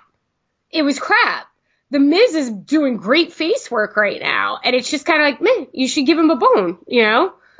So, and have we forgotten, too, that Shane McMahon is the commissioner of SmackDown Live? I mean, so that just kind of has gone out the window. Like, so we're allowed to. Nobody's talking about that either. Wild card. Oh, yeah, the wild card that they're following just so perfectly. I mean, like, this wild card rule, I mean, let's just talk about that too, because this wild card rule is, let's just kind of like call it what it is. This is WWE's waving the white flag to, we didn't have the perfect roster on both brands, so we're just going to say, there's no really brand split anymore, so we're going to have a wild card rule of 4 people, you know, like wink, wink, 4 people in air quotes. But like it's become more than 4 people in the last 2 weeks, and apparently one team, a tag team is just 1. Apparently, I didn't know that. It's just ridiculous.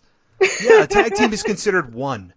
I'm just, and Michael Cole has said that a number of times too, and I'm like, what do you mean, like 1? I mean, I really should go back and count. Like, okay, look at the 2 rosters and go, who was on what show that week, and see if they're actually following this rule of 4. Which is, I would love to see somebody keep track. This thing is just going to get so muddy so quick, and it already has. There's no longer a brand split. There's really not.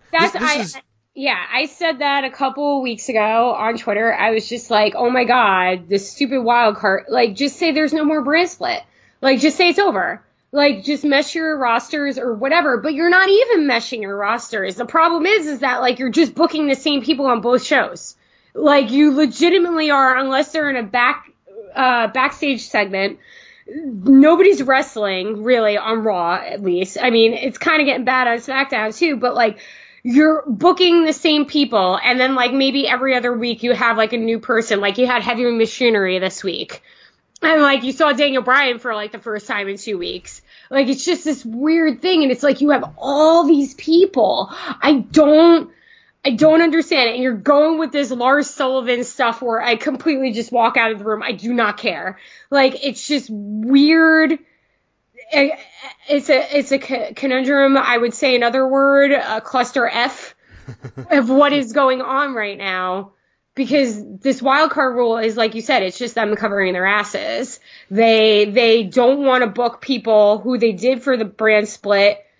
They don't want to showcase other people. They just want Alexa Bliss on Monday and Tuesday. They want Charlotte on Monday and Tuesday. They want, whoever. Oh, I just remembered something else that was great. R-Truth. Oh yeah, we'll talk about that in just a minute too, because that was my next note. I just remembered it, so I had to bring it up. We'll talk about that, because we gotta put some positivity. The power of positivity's got to come to the show. So we'll talk about that in just a minute. But yeah, it's a cluster F of what they're doing right now, and it's just them covering their. And I don't want to hear wild card anymore. Like, just say the brand split's dead. That's it. Yeah. That's all you have to do, and then you can do whatever you want. But the problem with that is, and they'll never do that. They'll keep this going, the wild card thing, as long as possible, because number one, it's a wild card. It sounds wild. But the fact of the matter is, the thing is, if they say there's no more brand split, then the problem with that is, well, then you know who's going to possibly show up every single week. The fact is that this wild card rule is supposed to make it feel anything can happen at any time. But we already know who's going to be coming to each show every single week. It's like Roman Reigns, Alexa Bliss. Like, we already know the people that are going to be there. And by the way, and I've said this over and over, and I just haven't got an answer, how is it determined, assuming they're keeping very strictly to the 4 people, how is it determined who goes? Is it like a first come, first served, whoever texts their general manager, just pull a short straw? Like, what is the methodology for these stars to say, hey, yeah, I want to go to SmackDown this week, even though I know I'm a Raw guy? Like, who determines what? Like, I mean, first come, first served, first person in the building. They screwed just give us something on that as soon as it did, because they made it like, okay, well, the wild card rule only applies to these 4 people. And what was it, like Roman Reigns, and it was like Charlotte Flair, whatever. And then Kofi. Like the next week they were like, oh, well, we want this person on Raw. So yeah, now the wild card applies to them. And it's just like, you're making yourself look stupid. Again, just say it's over. Be like, the brand split has been diminished. Shane and Stephanie have decided to merge their rosters. Everybody can go wherever they want. And it just makes it easier. And it doesn't look stupid. It's like they need something to push. They need something to say on commentary. Like you said, wild card sounds great. No, it doesn't. It sounds stupid. If you have one person, if it was John Cena, which John was doing for a while, John was the only one who could bounce between Raw and SmackDown, but now John's not around. But it was fine that John Cena could do that because it's John Cena. They just like keep like sticking their foot in the mud, man, and it's like a train wreck watching them trying to pull it out. That's what's going on right now. All right. Well, I could just rant on this for a while. This wild card, which I knew was going to be a complete cluster F, right from the get go. When Vince is like talking now on air, like Vince McMahon is like not all there. Like something when he's in his promos now, he doesn't have the conviction that he does. He seems kind of lost. Like he doesn't look and feel like Vince McMahon anymore. Like I'm not trying to like, yeah, it's he's a not senior about citizen, disrespect or anything like that. The man is 70. What, 2, 3? Yeah. So, like, your brain starts to go. I've always said this, and you might get a little heat for this. He's the Donald Trump of WWE. Like, he doesn't know where his brain's going. He's just talking. He's an old man stuck in his time where he was the greatest of his time or whatever. But, like, everybody needs to cower to him. He doesn't know what's going on. I'm never going to say that I think that Vince McMahon should step down or anything like that. He should absolutely be his CEO, chairman, whatever. Business decisions, yes. But from a creative standpoint, he's got to kind of step aside. He needs to let other people in because what's going to happen, God forbid, or whatever, when he does get sick? Or whatever, it's going to be a cluster F again. But wait, no. Vince McMahon, remember he defeated God back in 2000. No, so that's off the table too. He'll never get sick because he defeated God and Shawn Michaels. So I mean, it's never going to end. I think he's just an immortal being. So I mean, all right, he's a vampire, but I mean, I'm just saying. There's definitely something where he's in his bubble. I mean, you could say that about a lot of people. People get in their bubble. He's in his bubble, and everybody's so afraid of him that they don't, And then the guys who do have the balls to do it, like Jon Moxley, he does it, and he amuses him because he respects him. Everybody should respect Vince McMahon, but it's always, you gotta pass torches sometimes. Things never evolve. That was like a quote, I don't know who said it, like, I don't know if it was Stone Cold or something, but like, if you don't let a character evolve, you never become immortal. You can't be the same thing all the time. That was always my argument with John Cena. Like, I love John Cena, and looking back, like, yeah, he's great, and I kind of miss him a little bit, but like, dude, they were missing the pot by not turning him heel again at some point.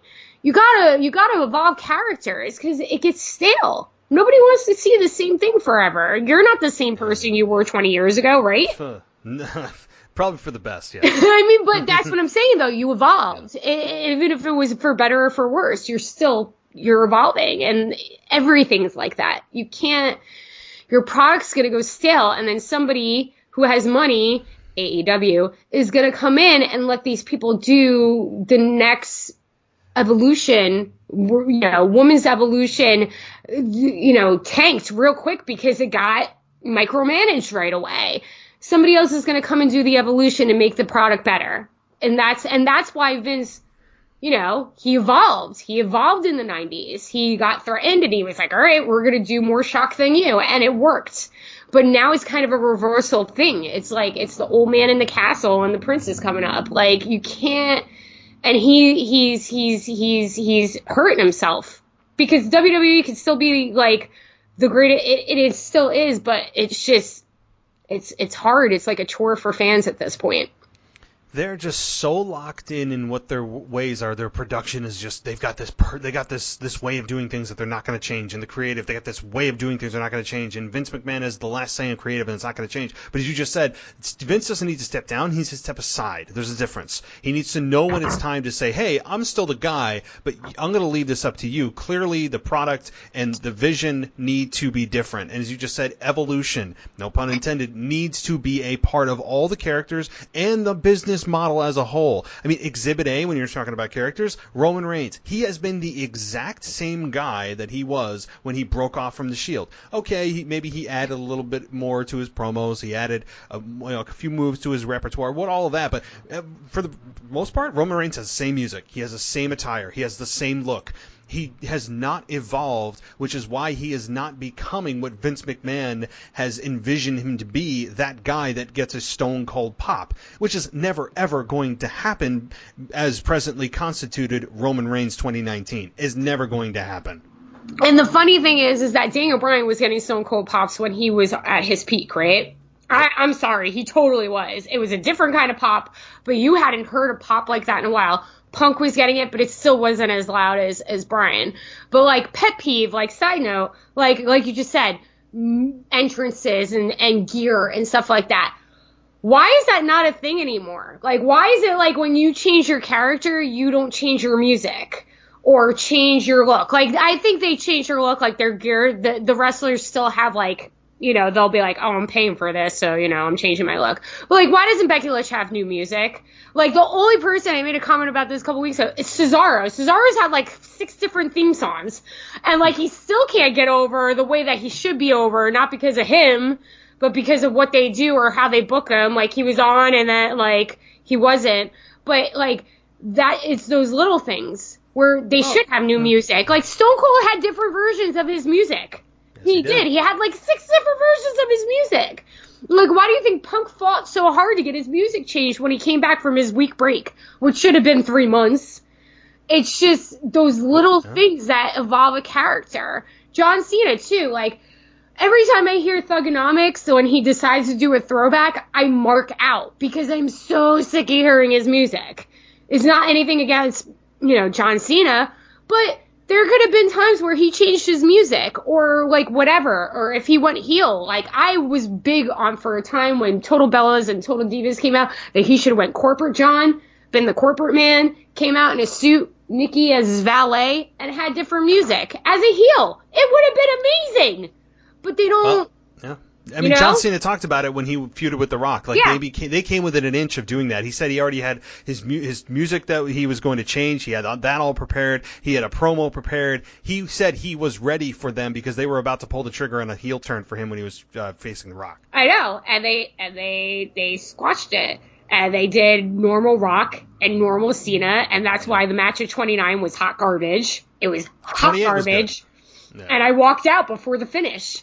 Like, it's just little things. There are little things that you can do. And I know I'm not in the biz, but, like, as a fan and as watching it for 30 years, I know, like, when fans, like, mark out, like, I knew, you know, it's like listening to your favorite band and, like, they've been putting out albums, like, they have, like, 16 albums now, you know, but you hear that one song and you're like, that's the song that's going to make the fans go crazy at the show.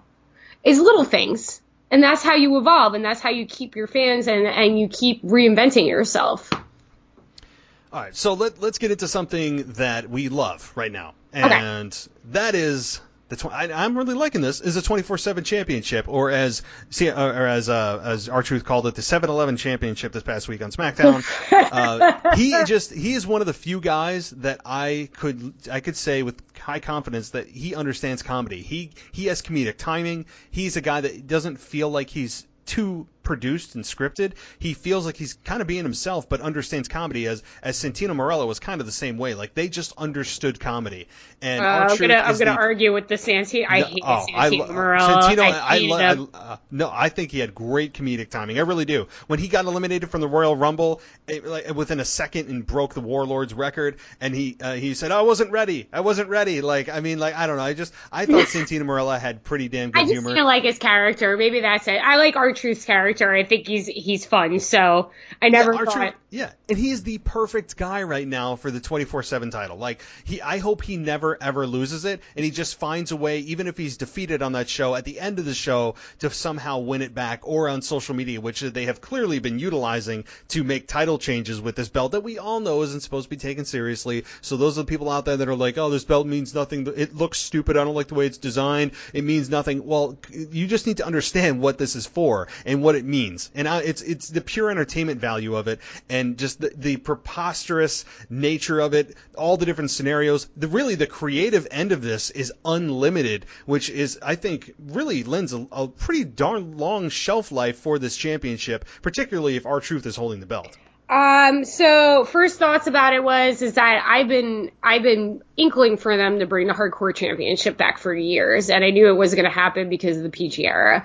And then when Mick Foley came out, I was like, they're doing it. And then, you get that little bit of disappointment. You're like, 24/7 belt. The belt design is atrocious. So I mean, I love it for what it is now, but it's not pretty to look at. But putting that aside, it is something that the company needed. It's fun. R-Truth is doing amazing stuff with it because he's so stupid funny that you can't even be mad at him about it. You're just like, oh my God, this is ridiculous. The whole plane thing with Jinder. I just hope they utilize it more. I know they said the first week it was just going to be the last hour. That should be going on the whole time, just like the Hardcore title was. It should be going on the whole time. You need time to fill on a 3-hour Raw. There should be skits throughout the whole entire show. And that's the only thing that I think they're failing in with it right now. But R-Truth has been amazing with it. The thing he's got going with, I always go to say his TNA name. What's his name? TNA name? No, I always go to say his TNA name. The manager of 205. Oh, Drake Maverick. Yes, I always go to say his TNA name. I'm about to try to say his TNA name. Yeah, the chemistry he has with him right now, what he's doing is funny. I think they could, showcase people that are being underutilized, and I think they're trying to, but they're not. Does that make sense? It's just kind of like them, running around, doing, Benny Hill music is, playing in the background. They need to do more with it. It needs to be more sneak attacks. And R-Truth can drop it and then get it back, just like he's been doing it. But it's fun. It's enjoyable. I look forward to it when I see it. I look forward to seeing it on social media. They are utilizing social media really, really good with it. But yeah, it's it brought energy back. It's something to look forward to. It's not just some champion losing the title or losing matches when they're a title holder. This is actually supposed to be lost and stuff like that. The Under the Ring segment last week. Was it this week or last week? Last week. It was really, really funny. I was laughing. Yeah, because we never saw the pinfall. Yeah, because you saw it on social media the next day or later that night, and I was like, oh, that's what happened, It was fun. Yeah, maybe they take it a little more seriously with, like you said, the Benny Hill music and all that. Maybe they do need to take it a little more seriously and not just make it a complete joke, because it is a championship. They are competing for it. It's on the line all the time. I mean, but the fact is that this is just kind of a comedic, ease yourself back from the serious programs that are going on. It's a nice way to break up the segments. And as you just said, I look forward to it just as I do, almost as much as the Bray Wyatt Firefly Funhouse, which I am just loving more and more every week. I know that some people aren't as on board and heavy-handed with it as I am. I think that it is it's a segment that I look forward to more and more every week because it's not so much that I'm looking forward to his debut. I'm just looking forward to his content. The way it's produced is so well done, and the fact that it's Bray Wyatt's brainchild on top of it wasn't from Vince McMahon, makes me like it that much more. And Bray Wyatt has been dropping Easter eggs in those promos and just throwbacks to what he was, but what you could see. And he's so just well spoken when he wants to be and so mysterious when he wants to be that he makes you think, yet you're entertained, and it's all just encased in this faux kids show, which makes it that much more creepy. And I'm so curious where they go with it. We all are crossing our fingers and our toes that WWE does not mess this up when he finally debuts, and all of this great work that behind the scenes, all these vignettes go down the toilet when he debuts, which I'm really hoping they have a serious plan. And I do not want him to debut ever until they have a serious long-term plan for Bray Wyatt, which I ultimately think will be a babyface, because I think people are enjoying the Firefly Funhouse more and more every week. So it's going to be interesting, how do they utilize The Fiend? Does he come out in that sweater vest and then transform into The Fiend when need be? I mean, there's so many moving parts to this, but I'm loving it. I mean, I think everybody, like you were saying, some people aren't as full on board with you as you are about it. I think people are cautious because Bray Wyatt, when he got called up, I mean, there was a lot of talk and they had a lot of potential for stuff, and then being shoved into PG era. Again, it's the NXT curse. It's getting, having creative freedom and then being brought up to the main roster and then just being kind of sequestered or censored and stuff like that. So I think people are cautious about it because he hasn't debuted yet either, which is kind of like they're dragging it out. Like, when is he going to debut? I don't know if he's going to debut as a babyface. This is totally demonic. Like, it's really weird. It's twisted stuff that I like. So this is totally backwards stuff. He's definitely a villain. I hope they keep letting Bray, and everybody knows that it's Bray's child, and he's always been super talented. He's been one of the most talented people on the roster. But, man, I was so mad at his character for so long. Like, everything they did to Bray Wyatt with the Wyatt family and Randy Orton and blah, blah, blah, and a lantern and John Cena. Like, it just was like I was scarier than Bray Wyatt. I'm pretty scary, but I'm not that scary. It just, you want it to be what it is, and I'm just afraid that at some point, they're going to do what they do. They're going to WWE it. It's just, who has secular say on what they do in that place at this point, where it's like, it gets so big that they let it go. Like, if they only do it, in certain situations. So, I'm looking forward to his fight. I hope they give him, a really good opponent. I don't know who it is, though. I mean, looking at it right now, I don't know who you put in the ring with Bray Wyatt for his debut or to have a feud for a long-term thing. Should Bray Wyatt be a champion? Absolutely, 100%. And it shouldn't be a tag team champion. He should be a world champion. He should have been a world champion at this point over and over. But the dialogue that they're doing, it's just testy. We heard the first week that it came out, or rumors were that, stockholders or board people were like, no, this is twisted. Yeah, let it be twisted. That's what it's supposed to be.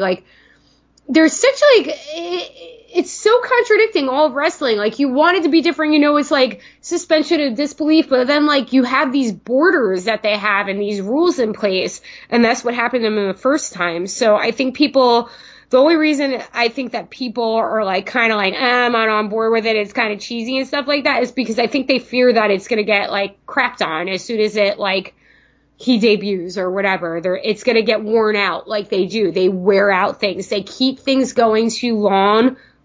Not his gimmicks so much. It's just the vignettes, I think, have been going on for too long at this point. He should have debuted already. That's my opinion.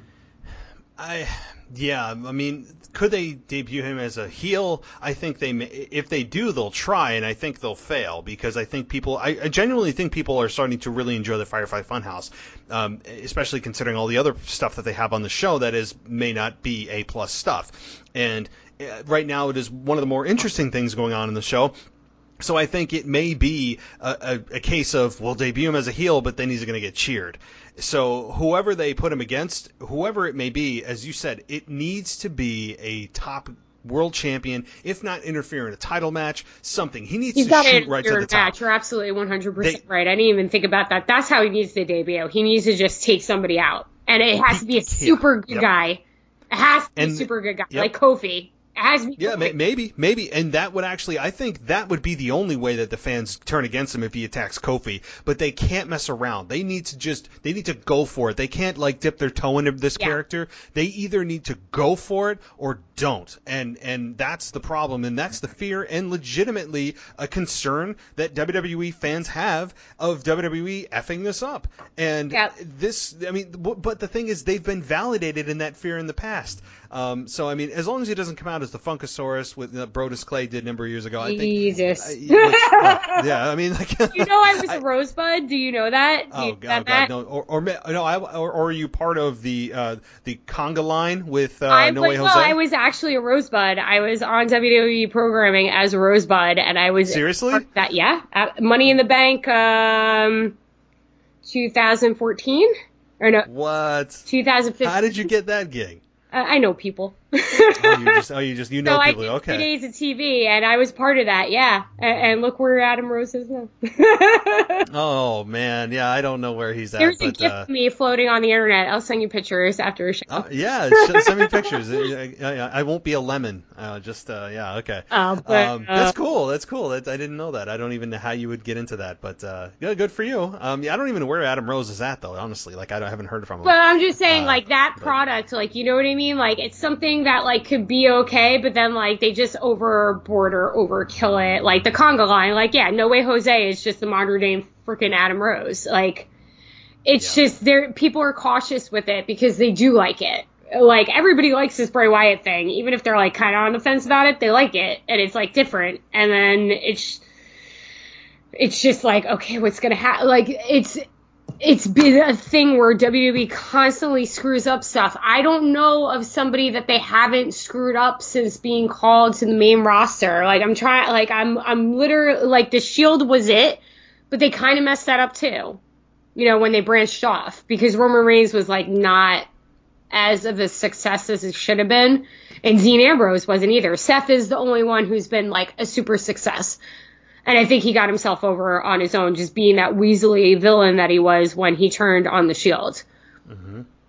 Well, they shouldn't have, in my opinion, with Seth Rollins. Yeah, he got over and did his time with the Shield or with the Authority, being their guy, the chosen guy. But I think WWE made a huge misstep when after the injury that Seth Rollins suffered in, I believe it was like Ireland or something before WrestleMania, and they brought him back at Extreme Rules after that, and it was like 6 months later or whatever, and they debuted him as a heel. Like, why? Why would you do that? Why would they do that? I said they bring him back as a babyface. They brought him back as a heel. The fans were ready to get him behind him and embrace him. But no, Vince McMahon said, no, Roman Reigns is our guy. Well, okay, fine, but you're missing out on a ton of money right here with Seth Rollins debuting as a babyface. I still believe that was a huge mistake. Yeah, they just short-step themselves all the time. Like, they just do weird stuff. So that's going back to the Bray Wyatt thing. It's just people are cautious about it. And that's it. Like, nobody wants to see it get ruined, and hopefully they won't ruin it, and hopefully, Bray's in, like, phenomenal shape right now. I think he's in better shape than when before he left. He looks great, and he's amazing. He really is amazing. I enjoy watching him on TV, but, like, I just have bad memories of everything, the potential that he had with the Wyatt family, and, like, I'm a huge horror buff. So, like, it was totally my speed, like, especially when he was wearing, like, the Chainsaw Massacre, like, pleather plastic apron, and then they just, like, House of Horrors match, and, like, worms on the, and I'm just like, even Randy Orton craps on that. And, like, it's Randy Orton. Like, Randy Orton is, like, just so compliant and placent or whatever, So I think people are scared about Bray Wyatt. That's my opinion. Well, the thing is, too, I mean, well, yes, of course. I remember watching that match with Randy Orton and Bray Wyatt, and he made scary images appear on the wrestling mat, and Randy Orton was, I mean, it was cartoonish. It was. It was just so disconnecting and eye-rolling that it was just, those are the things that it's just like, oh, come on. That worked in 1980. It doesn't work in 2019. Like, that's something you could have done in 1980 before, like in the mid-80s when wrestling started to get really big and everything was cartoonish. Like, you went through the Attitude Era. I understand that you don't want to be, like, super edgy, but, like, you're in modern times, like you're the social media area, like you, whatever. But you can't like do something cheesy like that after Randy Orton set his house on fire, which was awesome. That whole promo was amazing. And then you have this. This is the payoff. How are you not supposed to, like, I used to literally walk out, and like, I love hearing him speak. He's a great promo man. I walked out of the room. I didn't care. I didn't care. I was scarier than him. Yeah, we all were. I mean, because the thing is, he was kind of a victim like Dolph Ziggler was. He would never win the big match. He would talk a big game, he'd speak in a bunch of riddles and laugh and all that stuff, but ultimately he would end up losing the match.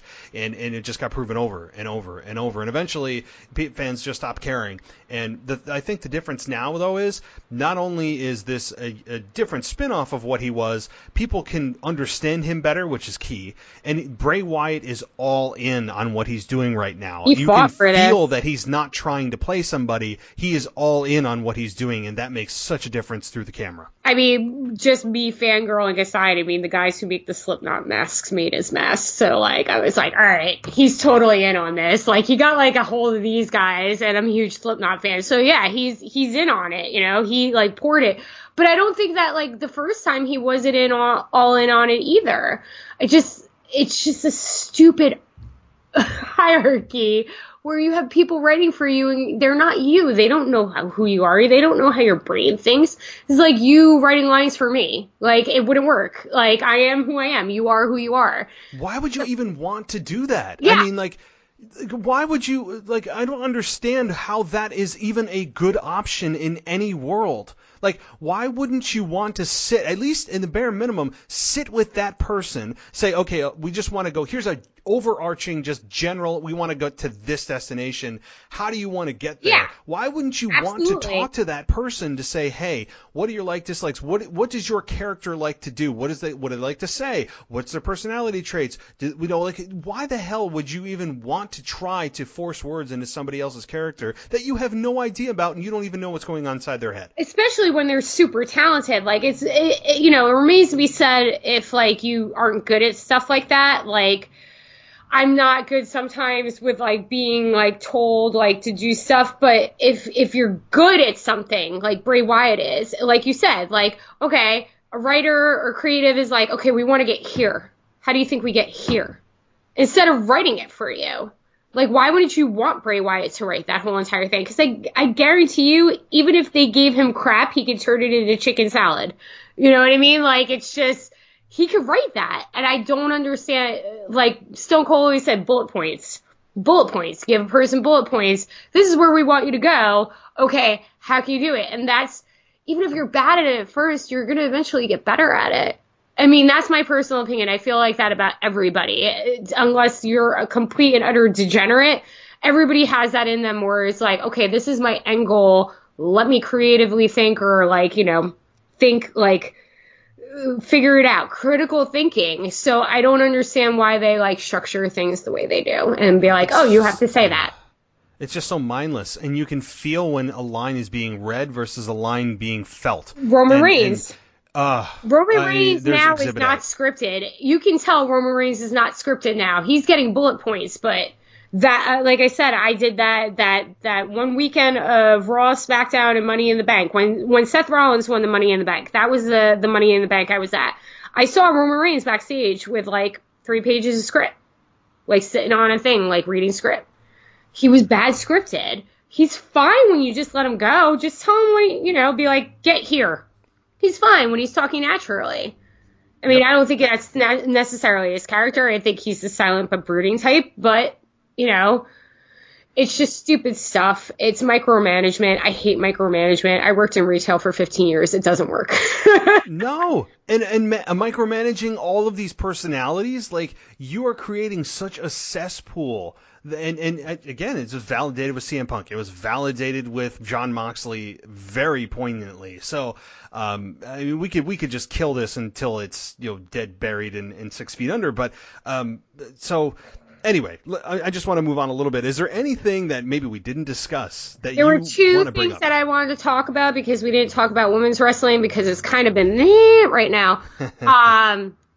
Alexa Bliss getting, like, a championship match, like, out of nowhere after being injured for 3 months. How do you feel about that? Oh boy. Well, I'm an Alexa Bliss fan. Let me just say that off the top. I'm just asking in general, just because she's been out of action, and it's just kind of like, oh, she's back. Give her she's had a lot of championships for a short time. Yeah, I mean, do I think she's going to win? Probably not. I mean, is Bayley a good opponent for her? Yeah, I just hope they don't do another Bayley This Is Your Life. I mean, then I'll be fine. Yeah. I don't know. I've just kind of thrown my white flag up to the fact that sometimes there is just no rhyme or reason for anybody getting any title shots. Why did everybody who had a title match at Super ShowDown, get a subsequent title match for Stomping Grounds? Just because of the fact that we only have 2 weeks. Everybody's saying this pay-per-view is a rematch pay-per-view. That's all it is. It's just a rematch pay-per-view, but in the States. I mean, that's really kind of what it is. So, because they know nobody watched it. Yeah, I mean, like, it can't. I mean, look at you, right? So it's just.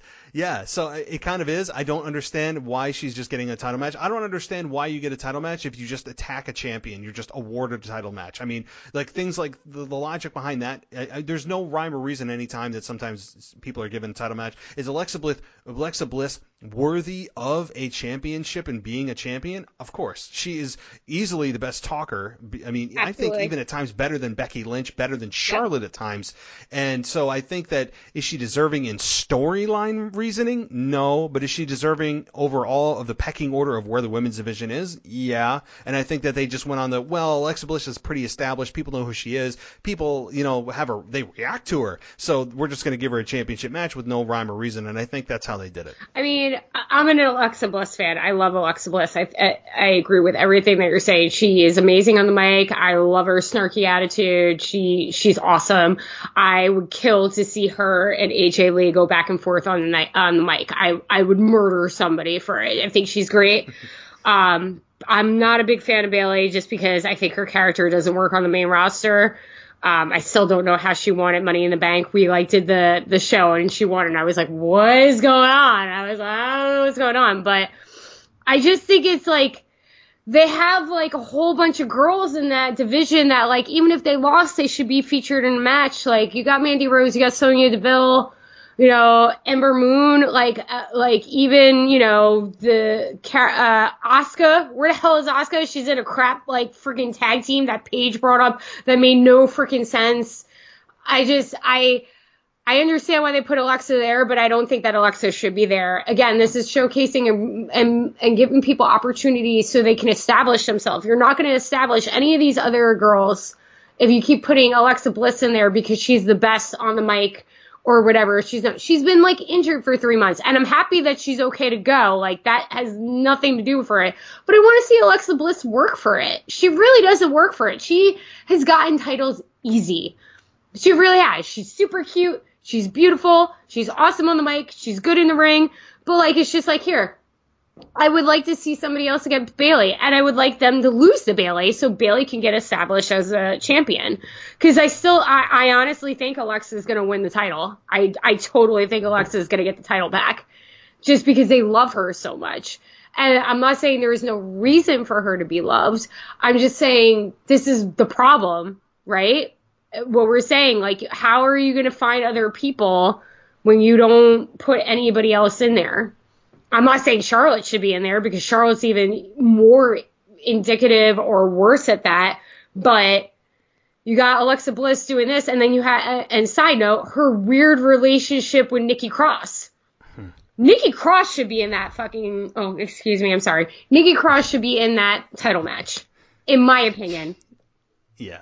She should be. I mean, but right now, Nikki Cross, that whole relationship, I'm actually enjoying the only side I'm enjoying of that is the fact that Alexa Bliss, when she speaks to Nikki Cross, it's always Nikki Cross is kind of an in-between. Oh, Alexa, no, she's being kind of booked as the heel. What they're doing is kind of rehashing the Nia Jax story with Alexa, with Nikki Cross, where Nikki Cross is just kind of the naive sidekick, and behind her back, Alexa Bliss is just talking crap. Yeah. And every time Alexa Bliss talks to her, Nikki Cross, it's just such a condescending kind of face on Raw. I think it was this past Friday. She was being she won something or something happened and she was being super face. It wasn't like her being sneaky. So I don't know what they're doing, though. That's what I'm saying. I understand what you're saying. I completely thought that that's what you're doing, but, like, Alexa's been, like, kind of wishy-washy. Does that make sense? I think she's been wishing. Well, the latest though, I mean, the latest is SmackDown, and on SmackDown she seemed to be heel. So, I mean, I'm just gonna go with that they're just heel, and Alexa Bliss is beloved, and she could easily be a very good babyface if they ever decide to go all in with her as a babyface. So I really think that right now it's a heel. Given that Bayley's booked as the babyface and why she wanted Money in the Bank, again, I don't understand that either. Given the fact that beyond that too, with her and Sasha Banks basically reportedly trashing the company and throwing a fit, losing the women's tag team belts, which have also, by the way, gone. Where the hell are the women's tag team belts, by the way? Like the Iconics have literally lost every match that they have defended in, and it's a shame too because they are awesome. I love their characters. They are super annoying, but they're what the Bella Twins should have been. They're amazing. I love them. But as far as Alexa Bliss goes, I get everything that you're saying, but like, why can't Nikki Cross be in that spot? Nikki Cross versus Bayley, and Nikki loses. I'm not saying Nikki wins.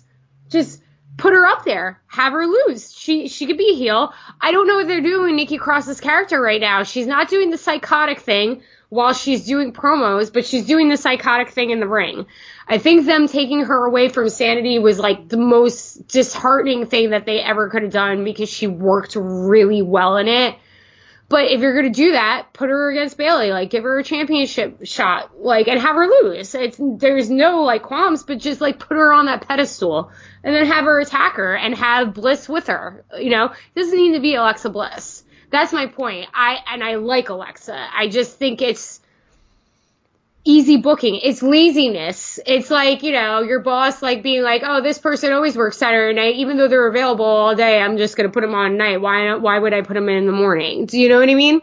Yeah. I mean, there is not a whole lot of logic to the fact that Nikki is not getting the opportunity that Alexa is in that position of now. And the whole character change too of Nikki Cross was just so sudden. I mean, it was just like a few weeks ago that she was just kind of roaming backstage, and all of a sudden, like she bumped into Alexa or something. She's like, oh, hey, what's going on? I'm like, what? This is Nikki Cross. Like, what is she doing? Like, does she know she's being filmed right now? And she's like, hey, what's going on, guys? And I'm like, what's happening? You know, so like that was a very just jarring contrast of what we had seen previously with Sanity, which was working well, I thought anyway. But they just decided to stick her with Alexa Bliss. Now, again, whether this is a long-term vision for Nikki Cross to eventually, I mean, she's going to get double-crossed by Alexa Bliss. Yeah, it's coming. Absolutely. I mean, the fact that Nikki Cross is naive to this is a little bit concerning given given Alexa's history that, I mean, apparently she hasn't followed at all. But she's Alexa is going to double. Yeah. I mean, look at what she did with Nia. I mean, like, look what she did with, I can't remember who else she was with before Nia. But Alexa Bliss has a terrible record. Yeah, no, she does. And again, that's why it doesn't make any sense. I mean, continuing storylines in WWE has been like a weird thing in the last like 10 years, if you haven't noticed. I just think that like, you know, I think that eventually they're doing is Alexa's going to get the title and then Nikki's going to like, you know, she's going to turn on Nikki and Nikki's, you know, going to go after her for the title. But I mean, for the time being, until you pull that trigger, you should have Nikki in the match. Even if she loses, it just would be a good go for her and to get her exposure and stuff, and then have, like, you know, Alexa, like, belittling her like she did a couple weeks ago, like, oh, you lost. I just don't understand. The women's division right now is really weird. They were, like, on this super high note, and then they started, you know, WWEing it. That's going to be my phrase every time we do a show, WWEing it. It's like a verb, right? Yeah. It's like something, yeah. Because I wanted to, like, segue into Lacey Evans. All right, well, let's do that, yeah. So what's your thoughts on Lacey Evans right now? I'm going to start out by this. The Lacey Evans-Charlotte match 2 weeks ago. Did you watch that? Yes, I watched that disaster. What the hell was going on in that match? And you got Charlotte in that match, who, despite what everybody says about Charlotte, is amazing in the ring. Good worker, knows what she's doing, has cleaned up all her stuff from when I know she's a fast track. She's only been wrestling for 6 years? About that? Like, that was terrifying to watch. Not even terrifying. It was just, what was going on? I'm asking you, like, what was going on? Explain to me what was going on. Well, I think that first of all, I think this is the first match that these two have had on the main roster. There was not a whole lot of chemistry. So I don't think sloppy. It reminded me of, what was the match? I don't know. It was Ashley Massaro or something. It was billed as one of the worst matches in WWE history. It might have been Jackie Gata, who faced Trish Stratus back in I don't know if it was a SmackDown show or what, back in the early 2000s, but it reminded me, unfortunately, of that match. I mean, if you haven't heard of it, or anybody hasn't heard of it, just Google search like terrible Jackie Gata match, and it had shades of that, although not at that level. So to answer your question, I think what was going on was a lack of chemistry. They never quite got into a rhythm. I think there was a lot of miscommunications on top of you couldn't put it all on Lacey Evans, who's clearly not the veteran in this match, but she missed a lot of her spots.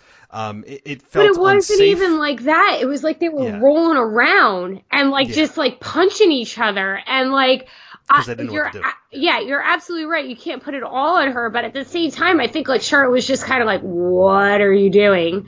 Like it felt like that the whole entire match, and it was just like it shows that like everybody said about like Dana Brooke, and they also said it about Alexa Bliss. They were like called up too early. Like I feel like Lacey Evans was called up way too early, and they have like this agenda with her.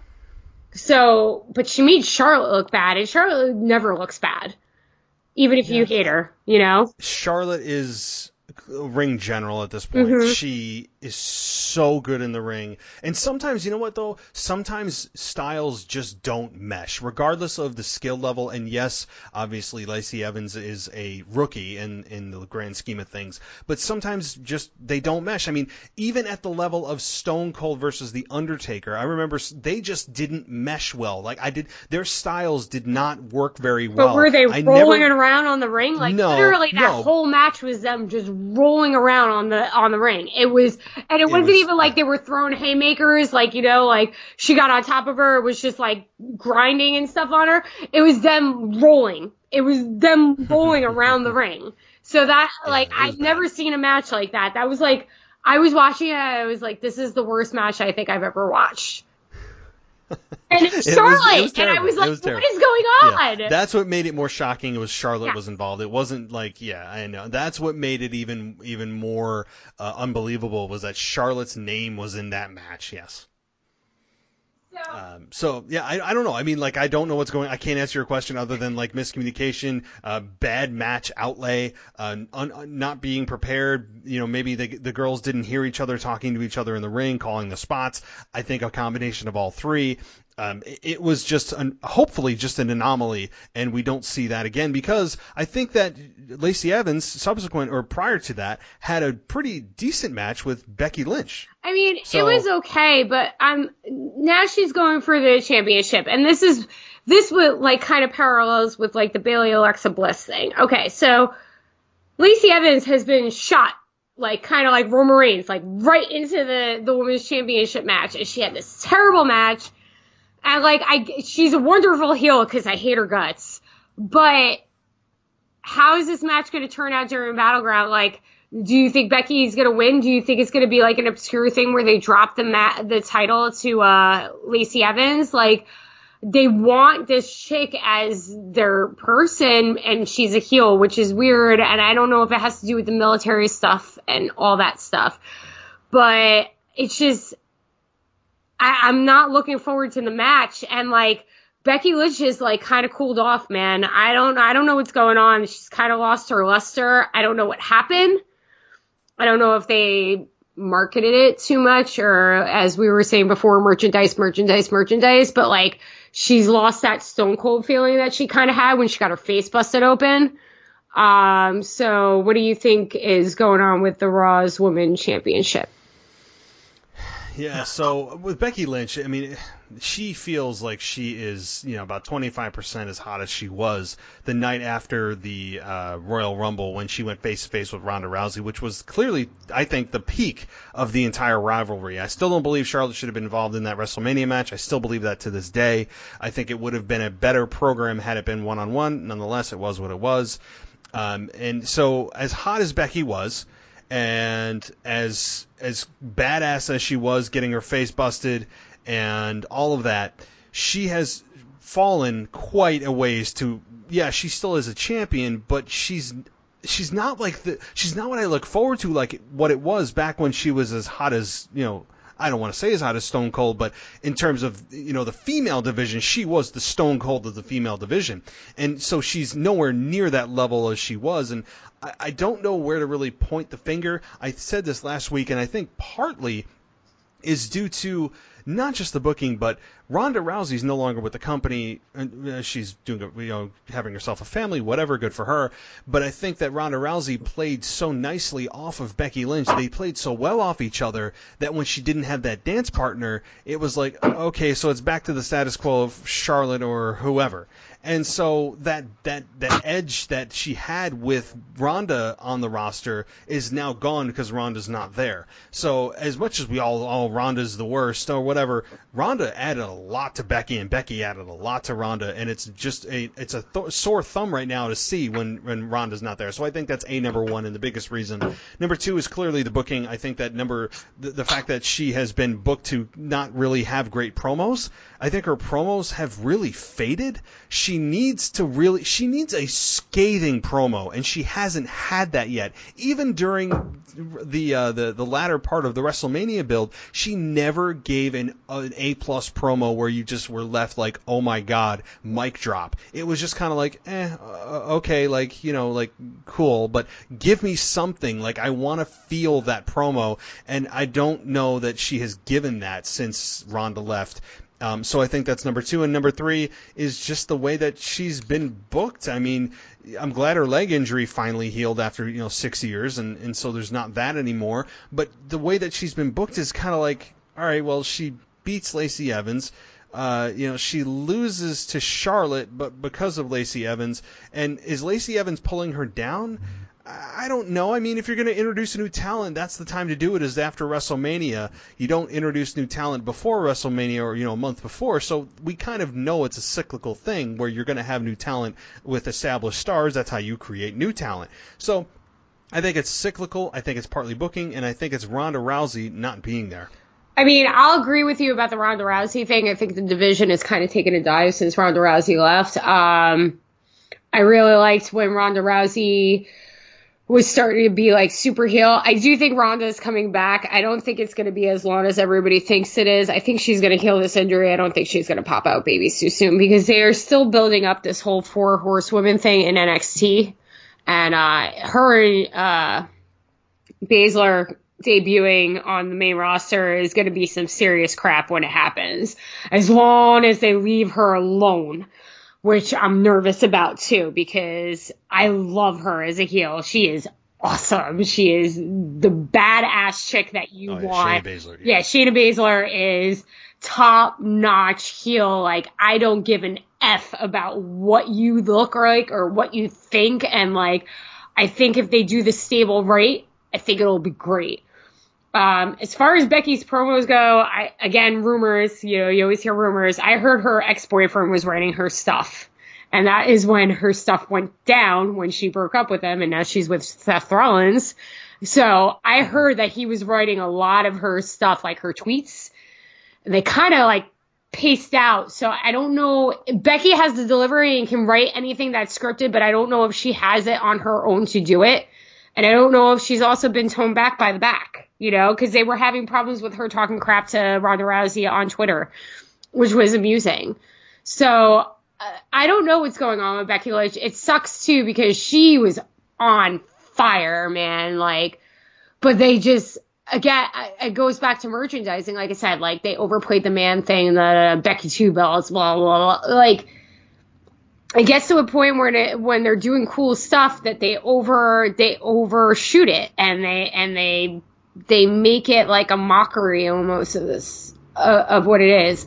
I agree, you're going to debut a new talent, but I also think that Lacey Evans, like, I don't know, there was like a whole thing about her sandbagging Bayley on Twitter this week. I think that chick's only out for herself, and I don't think she's out for the division. And that's personal opinion. I'm just making stuff up right now, but I don't know. I just don't like the fact that that's Becky Lynch's opponent. I think that there are other women in the division that have been there for a while that could be better opponents for Becky Lynch than that.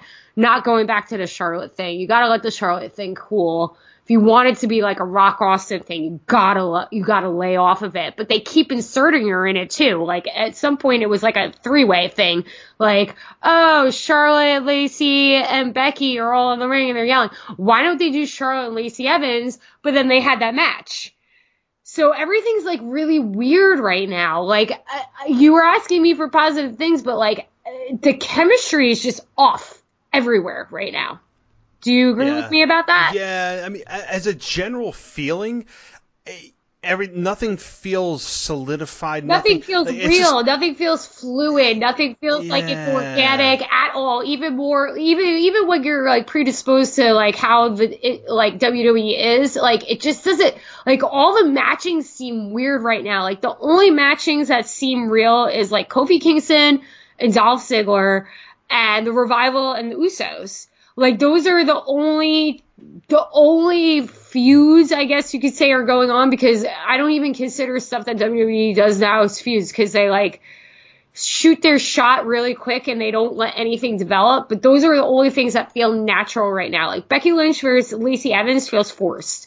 I would rather see Charlotte and Lacey Evans, but that match 2 weeks ago, I was just like, I don't know what the hell is going on right now. And like Bayley's the champ. Okay, fine. She's face champ. Yay, happy. Why is Alexa Bliss in that? Like, why isn't Alexa Bliss going after Becky Lynch? If you're going to do wild card stuff, that makes more sense. You know what I'm saying? Everything's very uneasy right now. Yeah, nothing's clear. It's like you can only see a foot in front of you rather than seeing a mile down the road. Yeah. And I don't, it feels foggy. It feels foggy. Like, it feels like you're just driving in fog and you're like, I just want to see where I'm going. And I don't feel that. And it's not in a way that's like, oh, I want to see what's next. I just want to see like, well, I don't even know where I'm at to know where I want to go. And that's how it does. That's kind of a good way a good thing to bring up, because I never thought about that. Watching Raw, it's like, yeah, I'm watching this, but this program, it feels so produced. Like, it doesn't feel like something that just kind of... And 3 matches in 3 hours. Yeah. Like, it's just, they're so focused on talk, and their talk is bad. Like, if your talk's not good, I want to see matches. That's why NXT is so great, you know? Like, they just go right into it. And these guys are doing promos that are only necessary. So... But, like, I'm looking at, like, the card. I know, like, we were doing Stomping Grounds, but, like, I'm looking at the card for Stomping Grounds and the predicted card, because they haven't, like, solidified anything for, like, certain matches. But, like, Daniel Bryan and Rowan versus Heavy Machinery, that just happened last week. Why? Yeah. But even if it was an introducing thing, like, why? Like, it's just weird. Like, Daniel Bryan and Rowan have been champs for how long now, and I have barely seen them on TV. Yeah, they're almost the forgotten duo. Yeah. That they're the champions. And Heavy Machinery beats 2 no-names to take their cardboard titles from them. And then there's a video of them with the cardboard titles backstage. And I'm like, really? We're supposed to take the Heavy Machinery seriously now? Like, I'm not following this. Like, as much as I actually really love Rowan and Daniel Bryan. Yeah, I do. I like them together, too. I think they're great. I think it's a good... Yep. Daniel Bryan, you give him crap, chicken crap, you turn it into chicken salad. Like, that's why he's amazing. He's a better heel than he is a face. He's amazing. And unless you get it, like, you'll be like, man, whatever. He's talking about, like, green stuff. No, he's annoying. Like, it works. And having Rowan as his, like, muscle is great. And, like, they reinvented Rowan, and he's kind of relevant, but, like, they're not there. Like, why aren't they tearing up the tag team division? Like, why? Why aren't they? Because Vince McMahon doesn't care about the tag team division. That's been a forever problem with the tag teams. Forever. That's not a 20. That's a forever problem with Vince. So, Well, Mary, listen, it's been awesome having you here. Like I could seriously talk for no. I mean, like I could talk for hours and hours and hours. I really could. I can hear my 1-year-old upstairs. But so I think I have to go play daddy. But I want to thank you for being here. It's been a blast. And before you leave, though, as an official co-host, you got to let everybody know where they can follow you too. You guys can follow me at Mare_Bear on Twitter, MARE_BARE, and on Instagram at Poppins311. Trust me, she's a fun follow on Twitter. Like some of the things you say and do are pretty funny. But it's fun. Yeah, no, that is very true. So definitely, guys, give her a follow, and it's been a pleasure, and we will have you back on in just a few weeks. Yep, I look forward to it. Hopefully, Tommy Grimes makes me change my opinion about stuff. Yeah, yes, and well, you'll actually be watching this show and not protesting it. So I won't be protesting this show. I'll watch it. You make sure you're a good sports entertainment enthusiast watcher now. I am. I totally am. I have like the costume in my my closet in the back. Awesome. I didn't know about it. Perfect. All right, Mary. Well, thank you for being on the show, and we will talk to you soon. All right. Have a good night. All right. You too. Bye.